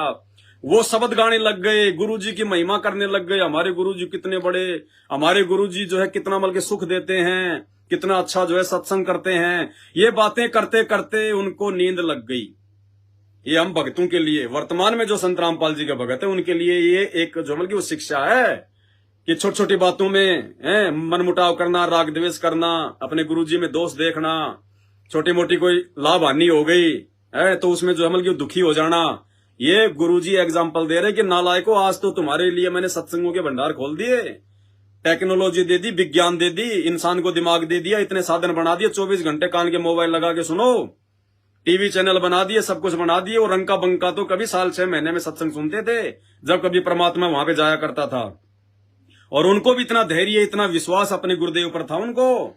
सब कुछ जल गया, उस गरीब आदमी की झोपड़ी जल गई, सारा सामान जल गया, रोड पे आ गया, लेकिन एक सेकंड भी झोपड़ी की बात नहीं करी, कोई चिंता नहीं करी, रोए नहीं, धोए नहीं, चिल्लाए नहीं, बैठ के मालिक की महिमा करी, आंख लग गई। और जब आत्माएं जब इतना अपने गुरु पर विश्वास कर लेती हैं तो फिर परमात्मा पीछे नहीं हटता। फिर भगवान किस चीज को कहते हैं? फिर अगर हम भगत, अगर हम पूरे हैं तो भगवान तो पूरा है ही है, फिर चमत्कार करेगा परमात्मा। कहते हैं दो लाला जी आपस में लड़ाई झगड़ा कर रहे थे, एक बोला मैं तेरे बांट मारूंगा, दूसरा बोला मैं के ठाली बैठूंगा। तो जब भगत कुछ करेगा तो भगवान क्या चुपचाप थोड़ी बैठेगा? सुबह जब उठे तो देखा वहां पे 2 झोपड़ी बनी हुई है, 2 झोपड़ी बना दी परमात्मा ने, सेकंडों का काम है उसका, तो राख का नामो निशान नहीं। 2 झोपड़ी, सारा सामान ऐसे। रंकार बंका झोपड़ी में नहीं गए और आकाशवाणी हुई कि बच्चों झोपड़ी मैंने तुम्हारे लिए बनाई है, तुम इसमें जो है प्रवेश कर जाओ। वो नहीं गए झोपड़ी में, वापस आश्रम में गए कि पहले हम अपने गुरुजी से पूछेंगे कि ये झोपड़ी हमारे गुरुजी ने बनाई है क्या। अगर भगवान ने बनाई है तो हम नहीं रहेंगे इस झोपड़ी में, अगर हमारे गुरुजी ने बनाई है तो रहेंगे। गुरु बड़े हैं गोविंद से, मन में देख विचार, हरि सुमरे सो वारी है, गुरु भजे होय पार। कबीरा हरि के रूठते और गुरु की शरण में जाए, कहे कबीर अगर गुरुजी रूठ गए तो भगवान नहीं करेगा सहाय। तो हर युग में ये नियम है भक्ति का, अपने गुरुजी को महत्व देना होता है। भिखारी केवल अपने गुरुजी का बनना होता है। अगर कोई और भी भगवान है गुरुजी के अलावा और वो आकर कह दे कि ये ले ले, नहीं भैया तू तेरे पास रख, मेरे को देने वाला मेरा गुरु भगवान है, मेरे को उसी का दिया हुआ चाहिए, मैं दूसरे की भीख पे नहीं पड़ूंगा। रंका बंका उस आकाशवाणी को सुन के, आकाशवाणी कौन करेगा? कोई जीव थोड़ी करेगा। वापस अपने आश्रम में गए कि नहीं पहले अपने गुरुजी से पूछेंगे, उनकी आज्ञा लेंगे। गुरुजी के पास गए, सारी बात उन्होंने जो है वो पूछी। तो गुरुजी ने कहा कि बेटा वो झोपड़ी मैंने बनाई है, तुम्हारी ये परीक्षा थी कि तुम मेरे सत्संगों से क्या सीख रहे हो, तुम क्या समझ रहे हो। अरे छोटे छोटे लाभ हानि नाम ले लिया, नाम लेते पैर में कांटा भी लग गया तो भक्ति छोड़ दो कि मेरे पैर में कांटा क्यों लग गया, कि गुरुजी तो कहते थे कि मेरे भगत पे कोई आपत्ति नहीं आएगी। अरे गुरुजी तो कहते थे, लेकिन नालायक तेरे भी तो वो कुकर्म देख, जन्म जन्मांतरों के, युगन युगन के पाप सब, युगन युगन के मैल, अरे जानत हो जगदीश तुम जोर किए अवध फैल। हमने कितने जन्मों में हमने जो है कसाई बन के लाखों करोड़ों जीव काट रखे हैं। आज हम हिंदू हैं, हम पहले मुसलमान भी तो थे, कितने बकरे मुर्गे काट काट के खाए हैं, लोगों को खिलाए हैं। वो पाप कर्म क्या तुम्हारा बाप भोगेगा क्या? हैं? छोटी छोटी बातों को लेके हम भक्ति से दूर हो जाते हैं, राग द्वेष कर लेते हैं, मन में जो है कच्चापन ले आते हैं। ये परीक्षा होती है। तो गुरुदेव ने कहा कि बेटा ये तुम्हारी ये परीक्षा थी कि तुमने मेरे सत्संगों से कुछ समझा भी है, खाली वैसे सुन के जाते थे। तो कहते हैं शील, संतोष, विवेक, दया, अक्षमा, ये भगत के 5 जो है मतलब गुण हैं, ये गहने हैं, ये श्रृंगार हैं, ये धारण हो जाने चाहिए। तो भगवान ने कहा कि बेटा तुमने जो धैर्य दिखाया है, तुमने जो ज्ञान, तुम ज्ञान के ऊपर जो तुम बल्कि टिके रहे, तुम्हारे मन में कोई दोष नहीं आया अपने गुरु जी के प्रति, और वो जो नश्वर जो संपत्ति थी, चाहे मकान हो चाहे सोने का, वो नश्वर संपत्ति, तेरी तो झोपड़ी बेटा तेरे लिए तो सोने के बराबर ही थी। तेरी झोपड़ी जल गई, तूने 1 सेकंड भी तूने उसके ऊपर कोई चिंतन मनन नहीं किया, तूने कोई विचार नहीं किया, और ऐसी दुख की घड़ी में भी बेटा तू मेरा ही नाम जपता रहा, तू केवल मतलब महिमा करता रहा तू अपने गुरु की। बेटा ये नुक्ता था, और कहते नुक्ते ऊपर रीजेगा रे, कोटि कर्म जल जाए तुम्हारे, कि तूने जो परीक्षा में जो मतलब सफलता तूने जो प्राप्त की है, तूने अपने गुरुजी को जो प्रसन्न किया है, एक भगत के लक्षण दिखा के, बेटा मैं चाहता तो सोने की झोपड़ी बना देता, सोने की, लेकिन बेटा फिर रात को चोर आते, कोई पोड़ा खींचता, कोई कुछ खींचता, कोई लकड़ी खींचता, तेरे को दुखी करते। दुनिया आती देखने की, रंका बंका की सोने की झोपड़ी, सोने की झोपड़ी, फिर राजा आ जाता कि सोने की झोपड़ी ले लो अपने कब्जे में। बेटा तेरे को परेशानी हो जाती है, नहीं मैं तो तेरे लिए सोने की झोपड़ी बना देता हूं, मैं तो तेरे से जो है इतना जो है वो प्रसन्न हूं, इसलिए बेटा झोपड़ी मैंने बनाई है, जाके रह ले। तब वो रंका बंका जाके झोपड़ी में रहे। तो भाई और बहनों बहुत सारी बातें हैं, परमात्मा का ज्ञान अथाह है। ये सत्संग जो गुरुदेव भगवान इतने सारे कर रहे हैं आप और हमारे लिए, ये हमारी बुद्धि को सेट करने के लिए, खोलने के लिए। अभी रियल में हम लोग भगत नहीं बने, जैसा भगत संत रामपाल जी बनाना चाहते हैं वैसे भगत अभी तक हम नहीं बने। अरे हम तो आधे पद्दे मतलब कच्चे पक्के से हैं, फिर भी भगवान इतना लाभ दे रहा है, इतना साथ दे रहा हमारा, हमारी अकाल मौत तक को टाल रहा, हमारे एक्सीडेंट तक को टाल रहा है भगवान, हमारे रोग को भी जो मतलब समाप्त कर रहा भगवान, इतने हमारे को जो मतलब सुख दे रहा भगवान, जो सुख हम जिंदगी में नहीं प्राप्त कर सकते थे, और उसके बाद भी भगवान इतना सारा दे रहा। जिस दिन हम भगवान के अनुसार हो जाएंगे, रंका बंका के जैसे भी हो जाएंगे, भगवान बल्ले बल्ले कर देगा, बल्ले बल्ले। ये अल्लाह धरती पर आया हुआ है, ये अल्लाह, ये खुदा, ये सच्चा रहनुमा, ये करीम अल्लाह, ये सुभान अल्लाह, ये दुनिया का अंतिम पैगंबर है। ये कबीर अल्लाह, अल्लाहु कबर, अल्लाहु कबीर, अल्लाह ताला बाखबर। ये है वो अल्लाह जिसको मुसलमान ढूंढते हैं उन मस्जिदों में, जिसको हिंदू ढूंढते हैं मंदिरों में, वो ना मंदिर में है ना मस्जिद में। मोको कहां ढूंढे रे बंदे, मैं तो तेरे पास में, ना काशी में ना कैलाश में, ना जप में ना तप में, ना योग में ना क्रिया में, ना मंदिर में ना मस्जिद में। कहे कबीर सुनो वे साधो, मैं तो हूं विश्वास में। तो भाई ये विश्वास बनेगा संत रामपाल जी का ज्ञान सुनकर, उनकी भक्ति करते रहने से। बाकी दुनिया में विश्वास नहीं बन सकता, और ऐसे मरते रहोगे, खसते रहोगे, गधे कुत्ते सुअर बनते रहोगे, जीते जी अपनी दुर्गति जो है करवाते रहोगे। कहते हैं जिसका ये लोक सुखी नहीं, उसका जो परलोक है कभी सुखी नहीं हो सकता।